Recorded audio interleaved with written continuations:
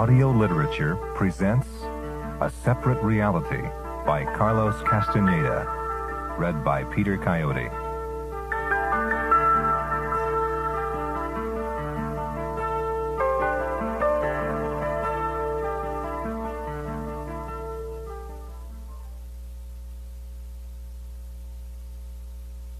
"10 years ago, I had the fortune of meeting a Yaqui Indian from northwestern Mexico.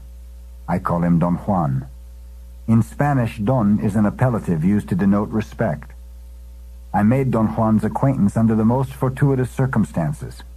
I was sitting with Bill, a friend of mine, in a bus depot in a border town in Arizona.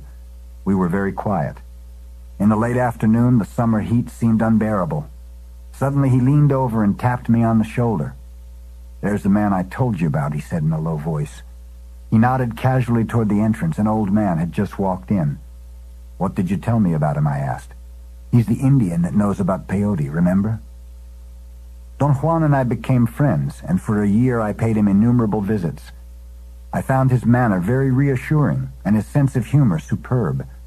But above all, I felt there was a silent consistency about his acts, a consistency which was thoroughly baffling to me.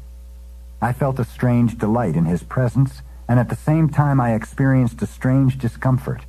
His mere company forced me to make a tremendous reevaluation of my models of behavior. I had been reared, perhaps like everyone else, to have a readiness to accept man as an essentially weak and fallible creature. What impressed me about Don Juan was the fact that he did not make a point of being weak and helpless, and just being around him ensured an unfavorable comparison between his way of behaving and mine. In 1961, a year after our first meeting, Don Juan disclosed to me that he had a secret knowledge of medicinal plants. He told me he was a brujo. The Spanish word brujo can be rendered in English as sorcerer, medicine man, curer. From that point on, the relation between us changed. I became his apprentice, and for the next 4 years he endeavored to teach me the mysteries of sorcery. I have written about that apprenticeship in the teachings of Don Juan, a Yaqui way of knowledge. Don Juan's method of teaching required an extraordinary effort on the part of the apprentice. In fact, the degree of participation and involvement needed was so strenuous that by the end of 1965 I had to withdraw from the apprenticeship. I can say now, with the perspective of the 5 years that have elapsed, that at that time Don Juan's teachings had begun to pose a serious threat to my idea of the world. I had begun to lose the certainty which all of us have that the reality of everyday life is something we can take for granted. At the time of my withdrawal, I was convinced that my decision was final. I did not want to see Don Juan ever again. However, in April of 1968, an early copy of my book was made available to me, and I felt compelled to show it to him. I paid him a visit. April 2nd, 1968. Don Juan looked at me for a moment and did not seem at all surprised to see me, even though it had been more than 2 years since I last visited him. He put his hand on my shoulder and smiled gently and said that I looked different, that I was getting fat and soft. I had brought him a copy of my book. Without any preliminaries, I took it out of my briefcase and handed it to him. "It's a book about you, Don Juan," I said. He took it and flipped through the pages as if they were a deck of cards. He liked the green color on the dust jacket and the height of the book. He felt the cover with his palms, turned it around a couple of times, and then handed it back to me. I felt a great surge of pride. "I want you to keep it," I said. He shook his head with a silent laugh. "I better not," he said, and then added with a broad smile, "You know what we do with paper in Mexico." I laughed. I thought his touch of irony was beautiful. My visit to Don Juan started a new cycle. I had no trouble falling back again into my old pattern of enjoying his sense of drama and his humor and his patience with me. I definitely felt that I had to visit him more often. Not to see Don Juan was indeed a great loss for me. May 21st, 1968. Nothing out of the ordinary happened during my trip to see Don Juan. The temperature in the desert was over 100 degrees and was quite uncomfortable. The heat subsided in the late afternoon, and by the time I arrived at his house in the early evening, there was a cool breeze. I was not very tired, so we sat in his room and talked. I felt comfortable and relaxed, and we talked for hours. We were talking about Oaxaca. I told Don Juan that once I had arrived in the city on a day when market was open. a day when scores of Indians from all over the area flocked to town to sell food and all kinds of trinkets. I mentioned that I was particularly interested in a man who was selling medicinal plants. He carried a wooden kit in which he kept a number of small jars with dry, shredded plants, and he stood in the middle of the street holding one jar, yelling a very peculiar sing-song. "I bring here," he would say, "for fleas, flies, mosquitoes, and lice, also for pigs, horses, goats, and cows. I have here for all the maladies of man, the mumps, the measles, rheumatism, and gout. I bring here for the heart, the liver, the stomach, and the loin. Come near, ladies and gentlemen. I bring here for fleas, flies, mosquitoes, and lice." I had listened to him for a long time. His format consisted of enumerating a long list of man's diseases for which he claimed to have a cure. The device he used to give rhythm to his sing-song was to pause after naming a set of 4. Don Juan said that he also used to sell herbs in the market in Oaxaca when he was young. He said he still remembered his selling pitch, and he yelled it for me. He said that he and his friend Vicente used to make concoctions. "Those concoctions were really good," Don Juan said. "My friend Vicente used to make great extracts of plants." I told Don Juan that once during one of my trips to Mexico I had met his friend Vicente. Don Juan seemed to be surprised and wanted to know more about it. I was driving through Durango at that time and remembered that Don Juan had once told me I should pay a visit to his friend who lived there. I looked for him and found him and talked to him for a while. Before I left, he gave me a sack with some plants and a series of instructions for replanting one of them. I stopped on my way to the town of Aguascalientes. I made sure that there were no people around. For at least 10 minutes I had been watching the road and surrounding areas. There had not been any houses in sight, nor cattle grazing alongside the road. I stopped on the top of a small hill. From there I could see the road ahead and behind me.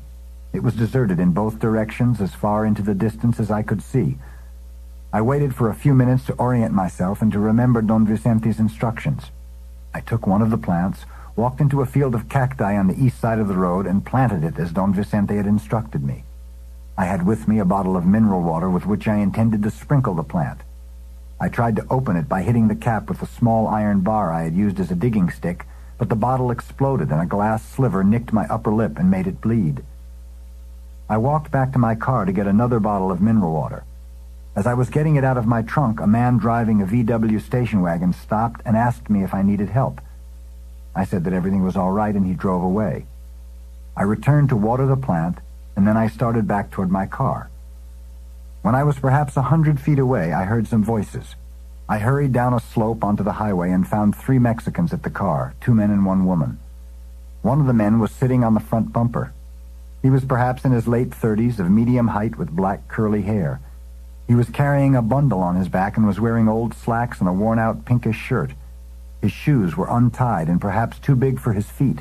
They seemed to be loose and uncomfortable. He was sweating profusely. The other man was standing about 20 feet away from the car. He was small-boned and shorter than the other man, and his hair was straight and combed backwards. He carried a smaller bundle and was older, perhaps in his late 40s. His clothes were in better condition. He had on a dark blue jacket, light blue slacks, and black shoes. He was not perspiring at all and seemed aloof, uninterested. The woman appeared to be also in her 40s. She was fat and had a very dark complexion. She wore black capris, a white sweater, and black pointed shoes. She did not carry a bundle, but was holding a portable transistor radio. She seemed to be very tired, and her face was covered with beads of perspiration. When I approached them, the younger man and the woman accosted me. They wanted a ride. I told them I did not have any space in my car. I showed them that the back seat was loaded to capacity and there was really no room left. The man suggested that if I drove slow, they could go perched on the back bumper or lying across the front fender. I thought the idea was preposterous, yet there was such an urgency in their plea that I felt very sad and ill at ease. I gave them some money for their bus fare. The younger man took the bills and thanked me, but the older man turned his back disdainfully. "I want transportation," he said. "I'm not interested in money." Then he turned to me. "Can't you give us some food or water?" he asked. I really had nothing to give them. They stood there looking at me for a moment, and then they began to walk away. I got into my car and tried to start the motor. The heat was very intense and the motor seemed to be flooded. The younger man stopped when he heard the starter grinding and came back and stood behind my car ready to push it. I felt a tremendous apprehension. I was actually panting desperately. The motor finally ignited and I zoomed away. After I'd finished relating this, Don Juan remained pensive for a long time. "Why haven't you told me this before?" he said without looking at me. I didn't know what to say. I shrugged my shoulders and told him that I never thought it was important. "It's damn important," he said. "Vicente is a first-rate sorcerer. He gave you something to plant because he had his reasons. And if you encountered 3 people who seemed to have popped out of nowhere right after you had planted it, there was a reason for that too. But only a fool like you would disregard the incident and think it wasn't important." Don Juan shook his head from side to side and in a half-kidding tone expressed his bewilderment at what he called my baffling good luck. He said that my visiting Don Vicente was like walking into a lion's den armed with a twig. "You're a damn fool," he said, and looked stern for a moment. "But I followed Don Vicente's instructions to the letter." "So what? Don't you understand that to follow his instructions was meaningless?" "Why?" "Because those instructions were designed for someone who could see, not for an idiot who got out with his life just by sheer luck. You went to see Vicente without preparation. He liked you and gave you a gift, and that gift could easily have cost you your life." "But why did he give me something so serious? If he's a sorcerer, he should have known that I don't know anything." "No, he couldn't have seen that. You look as though you know, but you don't know much, really." I said I was sincerely convinced that I had never misrepresented myself, or at least not deliberately. He was quiet for some time, then he shrugged his shoulders and smiled. "It's useless to complain," he said, "and yet it's so difficult not to. Gifts of power happen so rarely in one's life. They're unique and precious. Take me, for instance. Nobody has ever made me such a gift. There are few people, to my knowledge, who ever had one. To waste something so unique is a shame." "I see what you mean, Don Juan," I said. "Is there anything I can do now to salvage the gift?" He laughed and repeated several times, "To salvage the gift." "That sounds nice," he said. "I like that. Yet there isn't anything one can do to salvage your gift." May 25th, 1968. Don Juan spent nearly all his time today showing me how to assemble trapping devices for small animals. We had been cutting and cleaning branches nearly all morning. There were many questions in my mind. I had to talk to him while we worked, but he had made a joke and said that of the 2 of us, only I could move my hands and my mouth at the same time. We finally sat down to rest, and I blurted out a question. "Don't I see things as they really are?" "No. Your eyes have learned only to look. Take, for example, the 3 people you encountered, the 3 Mexicans. You've described them in detail and even told me what clothes they wore, and that only proved to me that you didn't see them at all. If you were capable of seeing, you would have known on the spot that they were not people." "They were not people. What were they?" "They were not people, that's all." "But that's impossible. They were just like you and me." "No, they were not. I'm sure of it." Don Juan said that the 3 people I had seen, whom he called those who are not people, los que no son gente, were in reality Don Vicente's allies. Real people look like luminous eggs when you see them. Non-people always look like people. That's what I meant when I said you cannot see an ally. "Do you mean that some of the people I see in the streets are not really people?" I asked, truly bewildered by his statement. "Some of them are not," he said emphatically. On September 4th, 1968, I went to Sonora to visit Don Juan. Following a request he had made during my previous visit to him, I stopped on the way in Hermosillo to buy him a non-commercial tequila called Bocanora. His request seemed very odd to me at that time, since I knew he disliked drinking, but I bought 4 bottles and put them in a box along with other things I had brought for him. "Why, you got 4 bottles," he said, laughing when he opened the box. "I asked you to buy me 1. I believe you thought the Bacanora was for me, but it's for my grandson, Lucio, and you have to give it to him as though it's a personal gift of your own." I had met Don Juan's grandson 2 years before. He was 28 years old then. He was very tall, over 6 feet, and was always extravagantly well-dressed for his means and in comparison to his peers. Lucio was delighted to receive the liquor and immediately took the bottles inside his house, apparently to put them away. Don Juan made a casual comment that one should never hoard liquor and drink alone. Lucio's house was a flimsy 2-room dirt-floor wattle and daub construction. There were 8 men inside the house, including Don Juan. Lucio addressed the whole group in Spanish and said in a loud voice that we were going to drink one bottle of Bacanora that I had brought for him from Hermosillo. He went into the other room, brought out a bottle, uncorked it, and gave it to me along with a small tin cup. I poured a very small amount into the cup and drank it. The Bacanora seemed to be more fragrant and more dense than regular tequila, and stronger, too. It made me cough. I passed the bottle, and everyone poured himself a small drink, everyone except Don Juan. He just took the bottle and placed it in front of Lucio, who was at the end of the line. All of them made lively comments about the rich flavor of that particular bottle, and all of them agreed that the liquor must have come from the high mountains of Chihuahua. The bottle went around a second time. The men smacked their lips, repeated their statements of praise. During the second time around, Don Juan again did not drink, and I poured only a dab for myself, but the rest of them filled the cup to the brim. The bottle went around once more and was finished. "Get the other bottles, Lucio," Don Juan said. Lucio seemed to vacillate, and Don Juan quite casually explained to the others that I had brought 4 bottles for Lucio. "Carlos is learning about Mescalito, and I'm teaching him," Don Juan said. All of them looked at me and smiled politely. Lucio went into the other room and returned with another bottle of Bacanora. He opened it, poured himself a large drink, and then passed it around. The conversation drifted to the probabilities of an American company coming to Sonora and its possible effect on the Yaquis. At one moment, the topics of conversation seemed to wane away.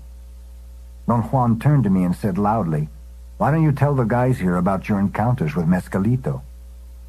"Is Mescalito peyote, Grandpa?" Lucio asked curiously. "Some people call it that way," Don Juan said dryly. "I prefer to call it Mescalito." "That confounded thing causes madness," said Gennaro, a tall, husky, middle-aged man. "I think it's stupid to say that Mescalito causes madness," Don Juan said softly. "Because if that were the case, Carlos would be in a straitjacket this very moment instead of being here talking to you. He has taken it, and look at him. He's fine." Bajea smiled and replied shyly, "Who can tell?" And everybody laughed. "Look at me then," Don Juan said. "I've known Mescalito nearly all my life, and it has never hurt me." The men did not laugh, but it was obvious that they were not taking him seriously. "On the other hand," Don Juan went on, "it's true that Mescalito drives people crazy, as you said, but that's only when they come to him without knowing what they're doing." Esquerri, an old man who seemed to be Don Juan's age, chuckled softly as he shook his head from side to side. "What do you mean by knowing, Juan?" he asked. "The last time I saw you, you were saying the same thing." "People really go crazy when they take that peyote stuff," Gennaro continued. "I've seen the Huichol Indians eating it. They acted as if they had rabies." "Don Juan says there is a spirit in peyote," Benigno said. "I've seen peyote in the field, but I've never seen spirits or anything of that sort," Bajea added. "Mescalito is like a spirit, perhaps," Don Juan explained. "But whatever he is doesn't become clear until one knows about him. Bajea says that whoever takes it becomes an animal. Well, I don't see it that way. To me, those who think they are above animals live worse than animals. Look at my grandson here. He works without rest. I would say he lives to work like a mule, and all he does that is not animal-like is to get drunk." Everybody laughed. Victor, a very young man who seemed to be still in adolescence, laughed in a pitch above everybody else. Eligio, a young farmer, had not uttered a single word so far. He was sitting on the floor to my right. "In what way would peyote change all this?" he asked. "It seems to me that a man is born to work all his life, like mules do." "Mescalito changes everything," Don Juan said. "Yet we still have to work like everybody else, like mules." "How can it change us?" Eligio insisted. "He teaches us the right way to live," Don Juan said. "He helps and protects those who know him. The life you fellows are leading is no life at all. You don't know the happiness that comes from doing things deliberately. You don't have a protector. This is why you fellows are all drunkards. Look at my grandson here." "Cut it out, Grandpa," Lucio protested. "He's not lazy or stupid," Don Juan went on. "But what else does he do beside drink?" "He buys leather jackets," Gennaro remarked, and the whole audience roared. Lucio gulped down more Bacanora. "And how is peyote going to change that?" Eligio asked. "If Lucio would seek the protector," Don Juan said, "his life would be changed. I don't know exactly how, but I am sure it would be different." "He would stop drinking? Is that what you mean?" Eligio insisted. Perhaps he would. He needs something else beside tequila to make his life satisfying. If you think how little we know and how much there is to see, booze is what makes people crazy. It blurs the images. Mezcalito, on the other hand, sharpens everything. It makes you see so very well, so very well. Lucio and Benigno looked at each other and smiled as though they had already heard the story before. Gennaro and Esquerre grew more impatient and began to talk at the same time. Victor laughed above all the other voices. The only one interested seemed to be Eligio. "How can Peyote do all that?" he asked. "In the first place," Don Juan explained, "you must want to become acquainted with him, and I think this is by far the most important thing. Then you must be offered to him, and you must meet with him many times before you can say you know him." "And what happens then?" Eligio asked. Gennaro interrupted. "You crap on the roof with your ass on the ground." The audience roared. There was a long pause. The men seemed to be tired. The bottle was empty. Lucio, with obvious reluctance, opened another. "Is Peyote Carlos' protector too?" Eligio asked. "I wouldn't know that," Don Juan said. "He's taken it 3 times, so ask him to tell you about it." They all turned to me curiously, and Eligio asked, "Did you really take it?" "Yes, I did." "Didn't it hurt your mouth?" Lucio asked. "It did. It also tasted terrible." "Were you afraid?" Benigno asked. "I certainly was." "Why did you do it then?" Eligio asked. "He said he wanted to know," Lucio answered for me. "I think Carlos is getting to be like my grandpa. Both have been saying they want to know, but nobody knows what in the hell they want to know." "It is impossible to explain that knowing," Don Juan said to Eligio, "because it is different for every man." Eligio seemed to be nervous. He said to Don Juan, "How can peyote change our life? How?" Don Juan did not answer. He stared fixedly at Eligio for a moment and then began to sing in Yaqui. It was not a song proper, but a short recitation. We remained quiet for a long time. Then I asked Don Juan to translate the Yaqui words for me. "That was only for Yaquis," he said matter-of-factly. I felt dejected. I was sure he had said something of great importance. Don Juan got up. "It's time to go home," he said. "Lucio is drunk and Victor is asleep." September 16th, 1968. Don Juan and I sat quietly for a very long time. He seemed to be tired. I broke the silence and asked him about Eligio. Don Juan did not speak for a long time. He seemed to have become engulfed by thoughts. "My setup was for Lucio," he said, "and I found Eligio instead. I knew it was useless, but when we like someone, we should properly insist, as though it were possible to remake men. Lucio had courage when he was a little boy, and then he lost it along the way." He said that Lucio had always been his great concern, and that at one time they had lived together and were very close. But Lucio became gravely ill when he was 7, and Don Juan's son, a devout Catholic, made a vow to the Virgin of Guadalupe that Lucio would join a sacred dancing society if his life were spared. Lucio recovered and was forced to carry out the promise. He lasted 1 week as an apprentice and then made up his mind to break the vow. He thought he would have to die as a result of it, braced himself, and for a whole day he waited for death to come. Everybody made fun of the boy, and the incident was never forgotten. October 4th, 1968. At a certain moment today I asked Don Juan if he minded talking a bit more about seeing. "If you want to see, you have to let the smoke guide you," he said emphatically. "I won't talk about this anymore." I was helping him clean some dry herbs. We worked in complete silence for a long time. At a given moment I brought up a question to him in a sort of compulsive, almost belligerent outburst. "How does a man of knowledge exercise controlled folly when it comes to the death of a person he loves?" I asked. Don Juan was taken aback by my question and looked at me quizzically. "Take your grandson, Lucio," I said. "Would your acts be controlled folly at the time of his death?" "Take my son, Eulalio. That's a better example," Don Juan replied calmly. "He was crushed by rocks while working in the construction of the Pan American Highway. My acts toward him at the moment of his death were controlled folly. When I came down to the blasting area, he was almost dead, but his body was so strong that it kept on moving and kicking. I stood in front of him and told the boys in the road crew not to move him anymore. They obeyed me and stood there surrounding my son, looking at his mangled body. I stood there too, but I did not look. I shifted my eyes so I would see, his personal life disintegrating, expanding uncontrollably beyond its limits, like a fog of crystals, because that is the way life and death mix and expand. That is what I did at the time of my son's death. That's all one could ever do, and that is controlled folly. Had I looked at him, I would have watched him becoming immobile, and I would have felt a cry inside of me because never again would I look at his fine figure pacing the earth. I saw his death instead, and there was no sadness, no feeling. His death was equal to everything else. Don Juan was quiet for a moment. He seemed to be sad, but then he smiled and tapped my head. I thought about the people I loved myself, and a terribly oppressive wave of self-pity enveloped me. "Lucky you, Don Juan," I said. "You can shift your eyes while I can only look." He found my statement funny and laughed. "Lucky? Bull," he said. "It's hard work." Just as we were getting into my car to start on a trip to central Mexico on October 5th, 1968, Don Juan stopped me. "I have told you before," he said with a serious expression, "that one should never reveal the name nor the whereabouts of a sorcerer. I believe you understood that you should never reveal my name nor the place where my body is. Now I'm going to ask you to do the same with a friend of mine, a friend you will call Gennaro. We are going to his house. We'll spend some time there." I assured Don Juan that I had never betrayed his confidence. "I know that," he said without changing his serious expression. "Yet I'm concerned with your becoming thoughtless."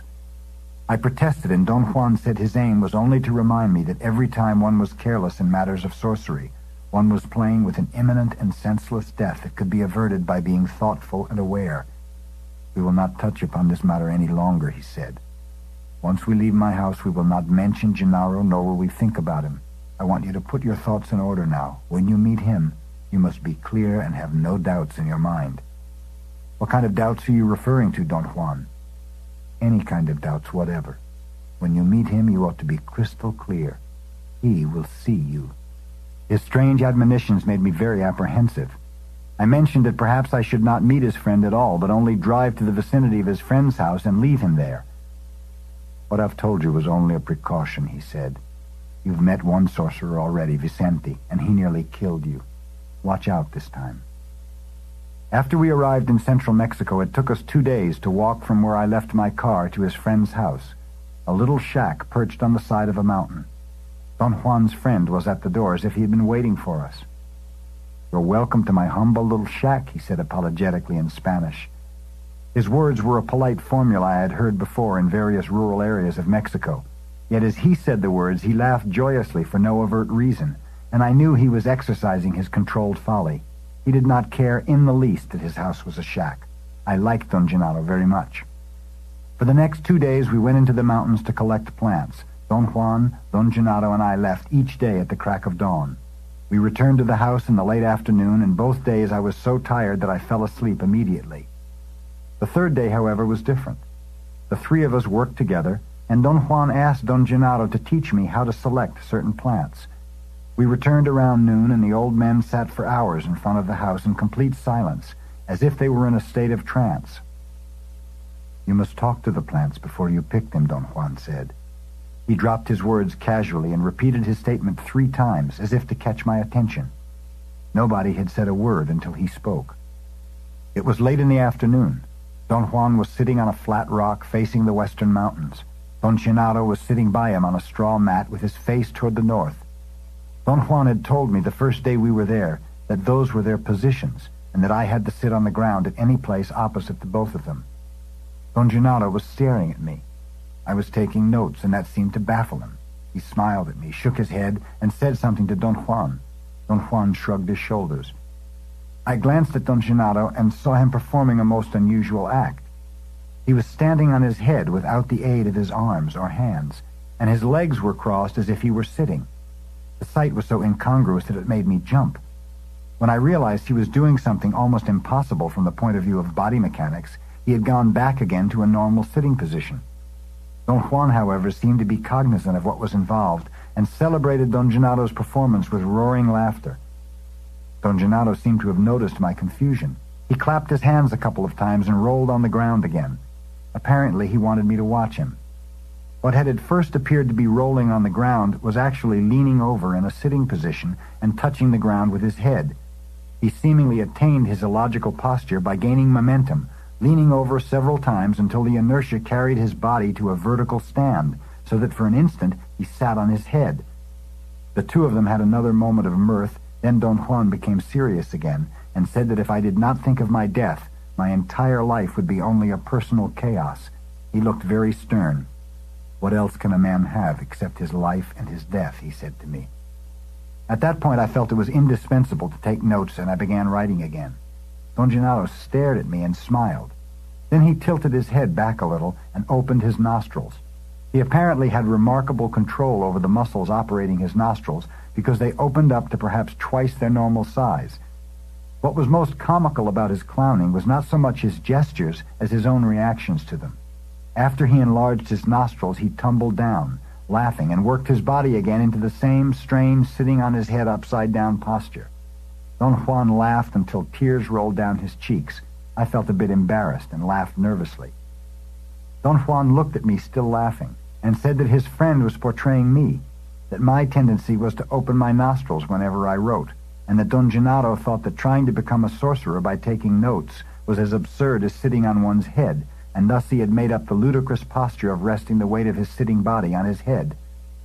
"Perhaps you don't think it's funny," Don Juan said, "but only Gennaro can work his way up to sitting on his head, and only you can think of learning to be a sorcerer by writing your way up." They both had another explosion of laughter, and Don Gennaro repeated his incredible movement. I liked him. There was so much grace and directness in his acts.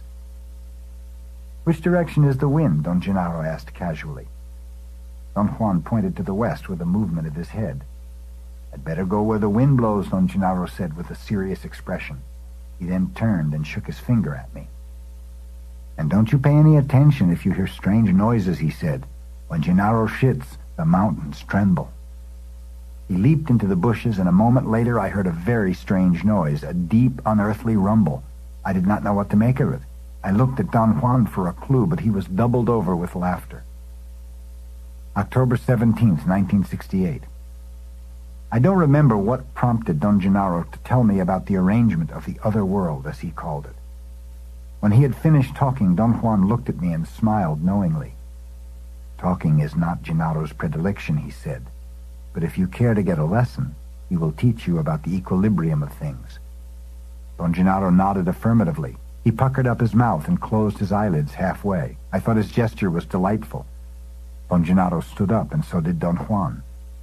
"All right," Don Gennaro said. "Let's go then. We could go and wait for Nestor and Pablito. They're through now.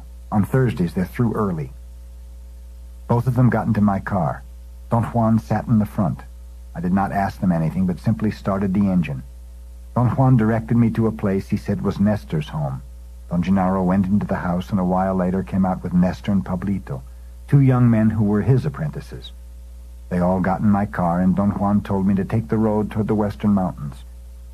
We left my car on the side of the dirt road and walked along the bank of a river, which was perhaps 15 or 20 feet across, to a waterfall that was visible from where I had parked. It was late afternoon. The scenery was quite impressive. We stopped at the bottom of the waterfall. It was perhaps 150 feet high. The roar was very loud. Don Gennaro fastened a belt around his waist. He had at least 7 items hanging from it. They looked like small gourds. The belt seemed to be made of woven strips of leather. I could not see whether he tied it or buckled it. Don Gennaro walked toward the waterfall. Don Juan manipulated a round rock into a steady position and sat down on it. The other 2 young men did the same with some rocks and sat down to his left. Don Juan pointed to the place next to him on his right side and told me to bring a rock and sit by him. "We must make a line here," he said, showing me that the 3 were sitting in a row. By then, Don Gennaro had reached the very bottom of the waterfall and had begun climbing a trail on the right side of it. From where we were sitting, the trail looked fairly steep. There were lots of shrubs he used as railings. At one moment, he seemed to lose his footing and almost slid down as if the dirt were slippery. A moment later, the same thing happened, and the thought crossed my mind that perhaps Don Gennaro was too old to be climbing.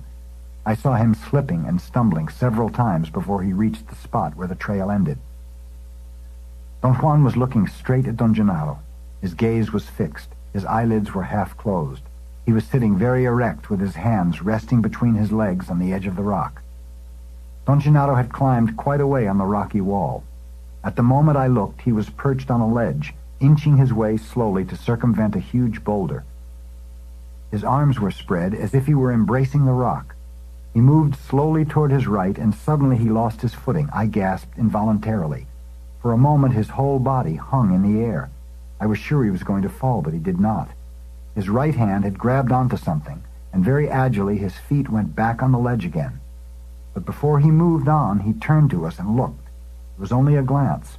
There was, however, such a stylization to the movement of turning his head that I began to wonder. I remembered then that he had done the same thing, turning to look at us every time he slipped. I had thought that Don Gennaro must have felt embarrassed by his clumsiness and turned to see if we were looking. He climbed a bit more toward the top, suffered another loss of footing, and hung perilously on the overhanging rock face. This time he was supported by his left hand. When he regained his balance, he turned and looked at us again. He slipped twice more before he reached the top. From where we were sitting, the crest of the waterfall seemed to be 20 to 25 feet across. Don Gennaro stood motionless for a moment. I wanted to ask Don Juan what Don Gennaro was going to do up there, but Don Juan seemed to be so absorbed in watching that I did not dare disturb him. Suddenly, Don Gennaro jumped onto the water. It was such a thoroughly unexpected action that I felt a vacuum in the pit of my stomach. It was a magnificent, outlandish leap. For a second I had the clear sensation that I had seen a series of superimposed images of his body making an elliptical flight to the middle of the stream. When my surprise receded, I noticed that he had landed on a rock on the edge of the fall, a rock which was barely visible from where we were sitting. He stayed perched there for a long time. He seemed to be fighting the power of the onrushing water. Twice he hung over the precipice, and I could not determine what he was clinging to. He gained his balance and squatted on the rock. Then he leaped again like a tiger. I could barely see the next rock where he landed. It was like a small cone on the very edge of the fall. He remained there almost 10 minutes. He was motionless. His immobility was so impressive to me that I was shivering. I wanted to get up and walk around. Don Juan noticed my nervousness and told me imperatively to be calm. Don Gennaro's stillness plunged me into an extraordinary and mysterious terror. I felt that if he remained perched there any longer, I could not control myself. Suddenly he jumped again, this time all the way to the other bank of the waterfall. He landed on his feet and hands like a feline. He remained in a squat position for a moment, then he stood up and looked across the fall to the other side and then down at us. He stayed dead still, looking at us. His hands were clasped at his sides as if he were holding onto an unseen railing. There was something truly exquisite about his posture. His body seemed so nimble, so frail. I thought that Don Gennaro, with his headband and feathers, his dark poncho, and his bare feet, was the most beautiful human being I had ever seen. He threw his arms up suddenly, lifted his head, and flipped his body swiftly in a sort of lateral somersault to his left. The boulder where he had been standing was round, and when he jumped, he disappeared behind it. Huge drops of rain began to fall at that moment. Don Juan got up, and so did the two young men. Their movement was so abrupt that it confused me. Don Gennaro's masterful feat had thrown me into a state of profound emotional excitement. I felt he was a consummate artist, and I wanted to see him right then, to applaud him. I strained to look on the left side of the waterfall to see if he was coming down, but he was not. I insisted on knowing what happened to him. Let him be wherever he is. Perhaps he is an eagle flying to the other world, or perhaps he has died up there. It doesn't matter now. October 23rd, 1968. Don Juan casually mentioned that he was going to make another trip to central Mexico in the near future. Are you going to visit Don Gennaro? I asked. Perhaps, he said without looking at me. He's all right, isn't he, Don Juan? I mean, nothing bad happened to him up there on top of the waterfall, did it? Nothing happened to him. He is sturdy. Don Juan looked at me and said in a mischievous tone, You're dying to ask me about Gennaro's lesson, aren't you? I laughed with embarrassment. I had been obsessed with everything that took place at the waterfall.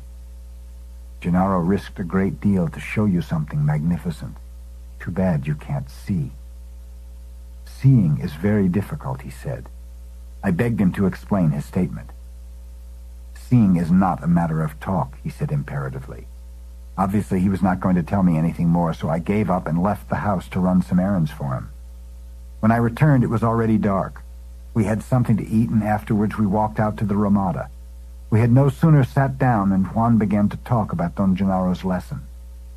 He said that Don Gennaro, being a master of balance, could perform very complex and difficult movements. The action of sitting on his head without the aid of his hands was at best a freakish stunt that lasted only an instant. In Don Gennaro's opinion, writing about seeing was the same. That is, it was a precarious maneuver, as odd and as unnecessary as sitting on one's head. Don Juan peered at me in the dark and in a very dramatic tone said that while Don Gennaro was horsing around, sitting on his head, I was on the very verge of seeing. Don Gennaro noticed it and repeated his maneuvers over and over to no avail, because I had lost the thread right away. Don Juan said that afterwards Don Gennaro, moved by his personal liking for me, attempted in a very dramatic way to bring me back to that verge of seeing. After very careful deliberation, he decided to show me a feat of equilibrium by crossing the waterfall. He felt that the waterfall was like the edge on which I was standing, and was confident I could also make it across. Don Juan then explained Don Gennaro's feat. He said that he had already told me that human beings were, for those who saw, luminous beings composed of something like fibers of light, which rotated from the front to the back and maintained the appearance of an egg. He said that he had also told me that the most astonishing part of the egg-like creatures was a set of long fibers that came out of the area around the navel. Don Juan said that those fibers were of the utmost importance in the life of a man. Those fibers were the secret of Don Gennaro's balance, and his lesson had nothing to do with acrobatic jumps across the waterfall. His feat of equilibrium was in the way he used those tentacle-like fibers. Don Juan dropped the subject as suddenly as he had started it and began to talk about something thoroughly unrelated. October 24th, 1968. I cornered Don Juan and told him I intuitively felt that I was never going to get another lesson in equilibrium, and that he had to explain to me all the pertinent details which I would otherwise never discover by myself. Don Juan said I was right, insofar as knowing that Don Gennaro would never give me another lesson. "What else do you want to know?" he asked. "What are those tentacle-like fibers, Don Juan?" "They are the tentacles that come out of a man's body, which are apparent to any sorcerer who sees. Sorcerers act toward people in accordance to the way they see their tentacles. Weak persons have very short, almost invisible fibers. Strong persons have bright, long ones. Gennaro's, for instance, are so bright that they resemble thickness. You can tell from the fibers if a person is healthy, or if he is sick, or if he is mean, or kind, or treacherous. You can also tell from the fibers if a person can see. Here is a baffling problem. When Gennaro saw you, he knew, just like my friend Vicente did, that you could see. When I see you, I see that you can see, and yet I know myself that you can't. How baffling. Gennaro couldn't get over that. I told him that you were a strange fool. I think he wanted to see that for himself and took you to the waterfall." "You think everything in the world is simple to understand," he said, "because everything you do is a routine that is simple to understand. At the waterfall, when you looked at Gennaro moving across the water, you believed that he was a master of somersaults, because somersaults was all you could think about, and that is all you will ever believe he did. Yet Gennaro never jumped across that water. If he had jumped, he would have died. Gennaro balanced himself on his superb, bright fibers. He made them long enough so that he could, let's say, roll on them across the waterfall. He demonstrated the proper way to make those tentacles long and how to move them with precision. Pablito saw nearly all of Gennaro's movements. Nestor, on the other hand, saw only the most obvious maneuvers. He missed the delicate details. But you saw nothing. If you could see," he said, "it would have been obvious to you from the first step that Gennaro took that he was not slipping as he went up the side of the waterfall. He was loosening his tentacles. Twice he made them go around boulders and held to the sheer rock like a fly. When he got to the top and was ready to cross the water, he focused them onto a small rock in the middle of the stream, and when they were secured there, he let the fibers pull him. Gennaro never jumped. Therefore he could land on the slippery surfaces of small boulders at the very edge of the water. His fibers were at all times neatly wrapped around every rock he used. He did not stay on the first boulder very long because he had the rest of his fibers tied onto another one, even smaller, at the place where the onrush of water was the greatest. His tentacles pulled him again, and he landed on it. That was the most outstanding thing he did. The surface was too small for a man to hold on to, and the onrush of the water would have washed his body over the precipice had he not had some of his fibers still focused on the first rock. He stayed in that second position for a long time, because he had to draw out his tentacles again and send them across to the other side of the fall. When he had them secured, he had to release the fibers focused on the first rock. That was very tricky. Perhaps only Gennaro could do that. He nearly lost his grip, or maybe he was only fooling us. We'll never know that for sure. Personally, I really think he nearly lost his grip. I know that because he became rigid and sent out a magnificent shoot like a beam of light across the water. I feel that beam alone could have pulled him through. When he got to the other side, he stood up and let his fibers glow like a cluster of lights.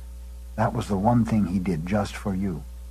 If you had been able to see, you would have seen that. Gennaro stood there looking at you, and then he knew that you had not seen. Don Juan was not at his house when I arrived there at midday on November 8th, 1968. I had no idea where to look for him, so I sat and waited. For some unknown reason, I knew he would soon be home. A short while later, Don Juan walked into his house. He nodded at me. We exchanged greetings. He seemed to be tired and lay down on his mat. He yawned a couple of times. The idea of seeing had become an obsession with me, and I had made up my mind to use his hallucinogenic smoking mixture again. It had been a terribly difficult decision to make, so I still wanted to argue the point a bit further. "I want to learn to see, Don Juan," I said bluntly, "but I really don't want to take anything. I don't want to smoke your mixture. Do you think there is any chance I could learn to see without it?" He sat up, stared at me for a moment, and lay down again. "No," he said. "You'll have to use the smoke. Seeing is not so simple, and only the smoke can give you the speed you need to catch a glimpse of that fleeting world. Otherwise, you will only look." The next day, November 9th, Don Juan let me eat only a morsel of food and told me to rest. I lay around all morning, but I could not relax. I had no idea what Don Juan had in mind, but worst of all, I was not certain what I had in mind myself. "You haven't prepared your mixture for 3 years," he said suddenly. "You'll have to smoke my mixture, so let's say that I have collected it for you. You'll need only a bit of it. I will fill the pipe's bowl once. You will smoke all of it and then rest. Then the keeper of the other world will come. You will do nothing but observe it. Observe how it moves. Observe everything it does. Your life may depend on how well you watch." Don Juan flatly refused to involve himself in conversation, but I was too nervous to stop talking, and I insisted desperately that he tell me about this guardian. "You'll see it," he said casually. "It guards the other world." With that, Don Juan went inside the house. I followed him into his room. Wait, Don Juan, what are you going to do?" He did not answer. He took his pipe out of a bundle and sat down on a straw mat in the center of the room, looking at me inquisitively. He seemed to be waiting for my consent. "You're a fool," he said softly. "You're not afraid.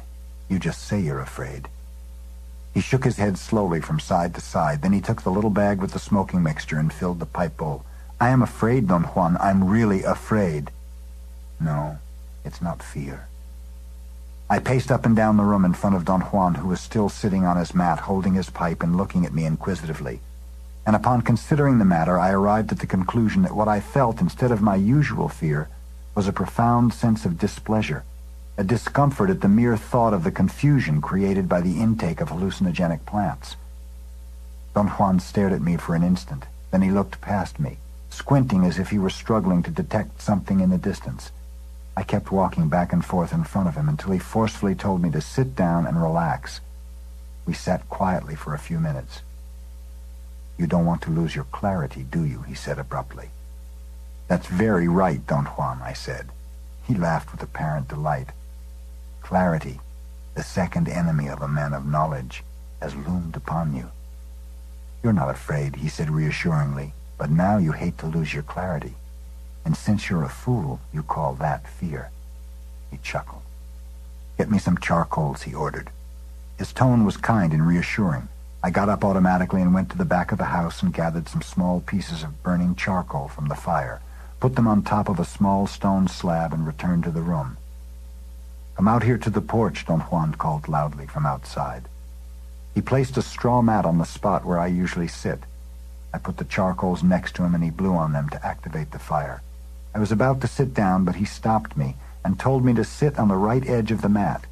He then put a piece of charcoal in the pipe and handed it to me. I took it. I was amazed at the silent forcefulness with which Don Juan had steered me. I could not think of anything to say. I had no more arguments. I was convinced that I was not afraid, but only unwilling to lose my clarity. Puff, puff, he ordered me gently. Just one bowl this time. I sucked on the pipe and heard the chirping of the mixture catching on fire. I felt an instantaneous coat of ice inside my mouth and my nose. I took another puff and the coating extended to my chest. When I had taken the last puff, I felt that the entire inside of my body was coated with a peculiar sensation of cold warmth. Don Juan took the pipe away from me and tapped the bowl on his palm to loosen the residue. Then, as he always does, he wet his finger with saliva and rubbed it inside the bowl. My body was numb, but I could move. I changed positions to sit more comfortably. "What's going to happen?" I asked. I had some difficulty vocalizing. Don Juan very carefully put his pipe inside its sheath and rolled it up in a long piece of cloth. Then he sat up straight, facing me. I felt dizzy. My eyes were closing involuntarily. Don Juan shook me vigorously and ordered me to stay awake. He said I knew very well that if I fell asleep I would die. That jolted me. It occurred to me that Don Juan was probably just saying that to keep me awake, but on the other hand it also occurred to me that he might be right. I opened my eyes as wide as I could, and that made Don Juan laugh. He said that I had to wait for a while and keep my eyes open all the time, and that at a given moment I would be able to see the guardian of the other world. I felt a very annoying heat all over my body. I tried to change position, but I could not move anymore. I wanted to talk to Don Juan. The words seemed to be so deep inside of me that I could not bring them out. Then I tumbled on my left side and found myself looking at Don Juan from the floor. He leaned over and ordered me in a whisper not to look at him, but to stare fixedly at a point on my mat which was directly in front of my eyes. He said that I had to look with one eye, my left eye, and that sooner or later I would see the guardian. I fixed my stare on the spot he had pointed to, but I did not see anything. At a certain moment, however, I noticed a gnat flying in front of my eyes. It landed on the mat. I followed its movements. It came very close to me, so close that my visual perception blurred. And then, all of a sudden, I felt as if I had stood up. It was a very puzzling sensation that deserved some pondering, but there was no time for that. I had the total sensation that I was looking straight onward from my usual eye level, and what I saw shook up the last fiber of my being. There is no other way to describe the emotional jolt I experienced.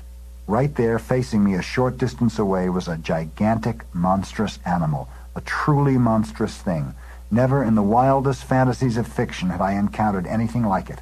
I looked at it in complete, utmost bewilderment. The first thing I really noticed was its size. I thought for some reason it must be close to 100 feet tall. It seemed to be standing erect, although I could not figure out how it stood. Next I noticed that it had wings, 2 short, wide wings. At that point I became aware that I insisted on examining the animal as if it were an ordinary sight. That is, I looked at it. However, I could not really look at it in the way I was accustomed to looking. I realized that I was rather noticing things about it, as if the picture were becoming more clear as parts were added. Its body was covered with tufts of black hair. It had a long muzzle and was drooling. Its eyes were bulgy and round like 2 enormous white balls. Then it began to beat its wings. It was not the flapping motion of a bird's wings, but a kind of flickering, vibratory tremor. It gained speed and began circling in front of me. It was not flying, but rather skidding with astonishing speed and agility just a few inches above the ground. For a moment I found myself engrossed in watching it move. I thought that its movements were ugly, and yet its speed and easiness were superb. It circled twice in front of me, vibrating its wings, and whatever was drooling out of its mouth flew in all directions. Then it turned around and skidded away at an incredible speed until it disappeared in the distance. I stared fixedly in the direction it had gone because there was nothing else I could do. I had a most peculiar sensation of being incapable of organizing my thoughts coherently. I could not move away. It was as if I were glued to the spot. Then I saw something like a cloud in the distance. An instant later, the gigantic beast was circling again at full speed in front of me.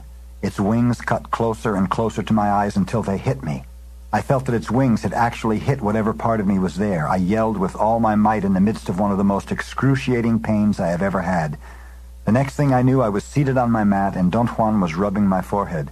He rubbed my arms and legs with leaves, then he took me to an irrigation ditch behind his house, took off my clothes and submerged me completely, then pulled me out and submerged me over and over again. As I lay on the shallow bottom of the irrigation ditch, Don Juan pulled up my left foot from time to time and tapped the sole gently. After a while, I felt a ticklishness. He noticed it and said that I was all right. I put on my clothes and we returned to his house. I sat down again on my straw mat and tried to talk, but I felt I could not concentrate on what I wanted to say, although my thoughts were very clear. I was amazed to realize how much concentration was necessary to talk. I also noticed that in order to say something, I had to stop looking at things. I had the impression that I was entangled at a very deep level, and when I wanted to talk, I had to surface like a diver. I had to ascend as if pulled by my words. Twice I went as far as clearing my throat in a fashion which was perfectly ordinary. I could have said then whatever I wanted to, but I did not. I preferred to remain at the strange level of silence where I could just look. I had the feeling that I was beginning to tap what Don Juan had called seeing, and that made me very happy. Afterwards, Don Juan gave me some soup and tortillas and ordered me to eat. I was able to eat without any trouble and without losing what I thought to be my power of seeing. I focused my gaze on everything around me. I was convinced I could see everything, and yet the world looked the same to the best of my assessment. I struggled to see until it was quite dark. I finally got tired and lay down and went to sleep. I woke up when Don Juan covered me with a blanket. I had a headache and was sick to my stomach. After a while, I felt better and slept soundly until the next day. In the morning, I was myself again. I asked Don Juan eagerly, "What happened to me?" Don Juan laughed coyly. "You went to look for the keeper, and of course you found it," he said. November 12th, 1968. This morning, Don Juan and I went to the nearby hills to collect plants. We walked about 6 miles on extremely rough terrain. I became very tired. We sat down to rest at my initiative, and he began a conversation, saying that he was pleased with my progress. Later on, we talked again about the guardian of the other world.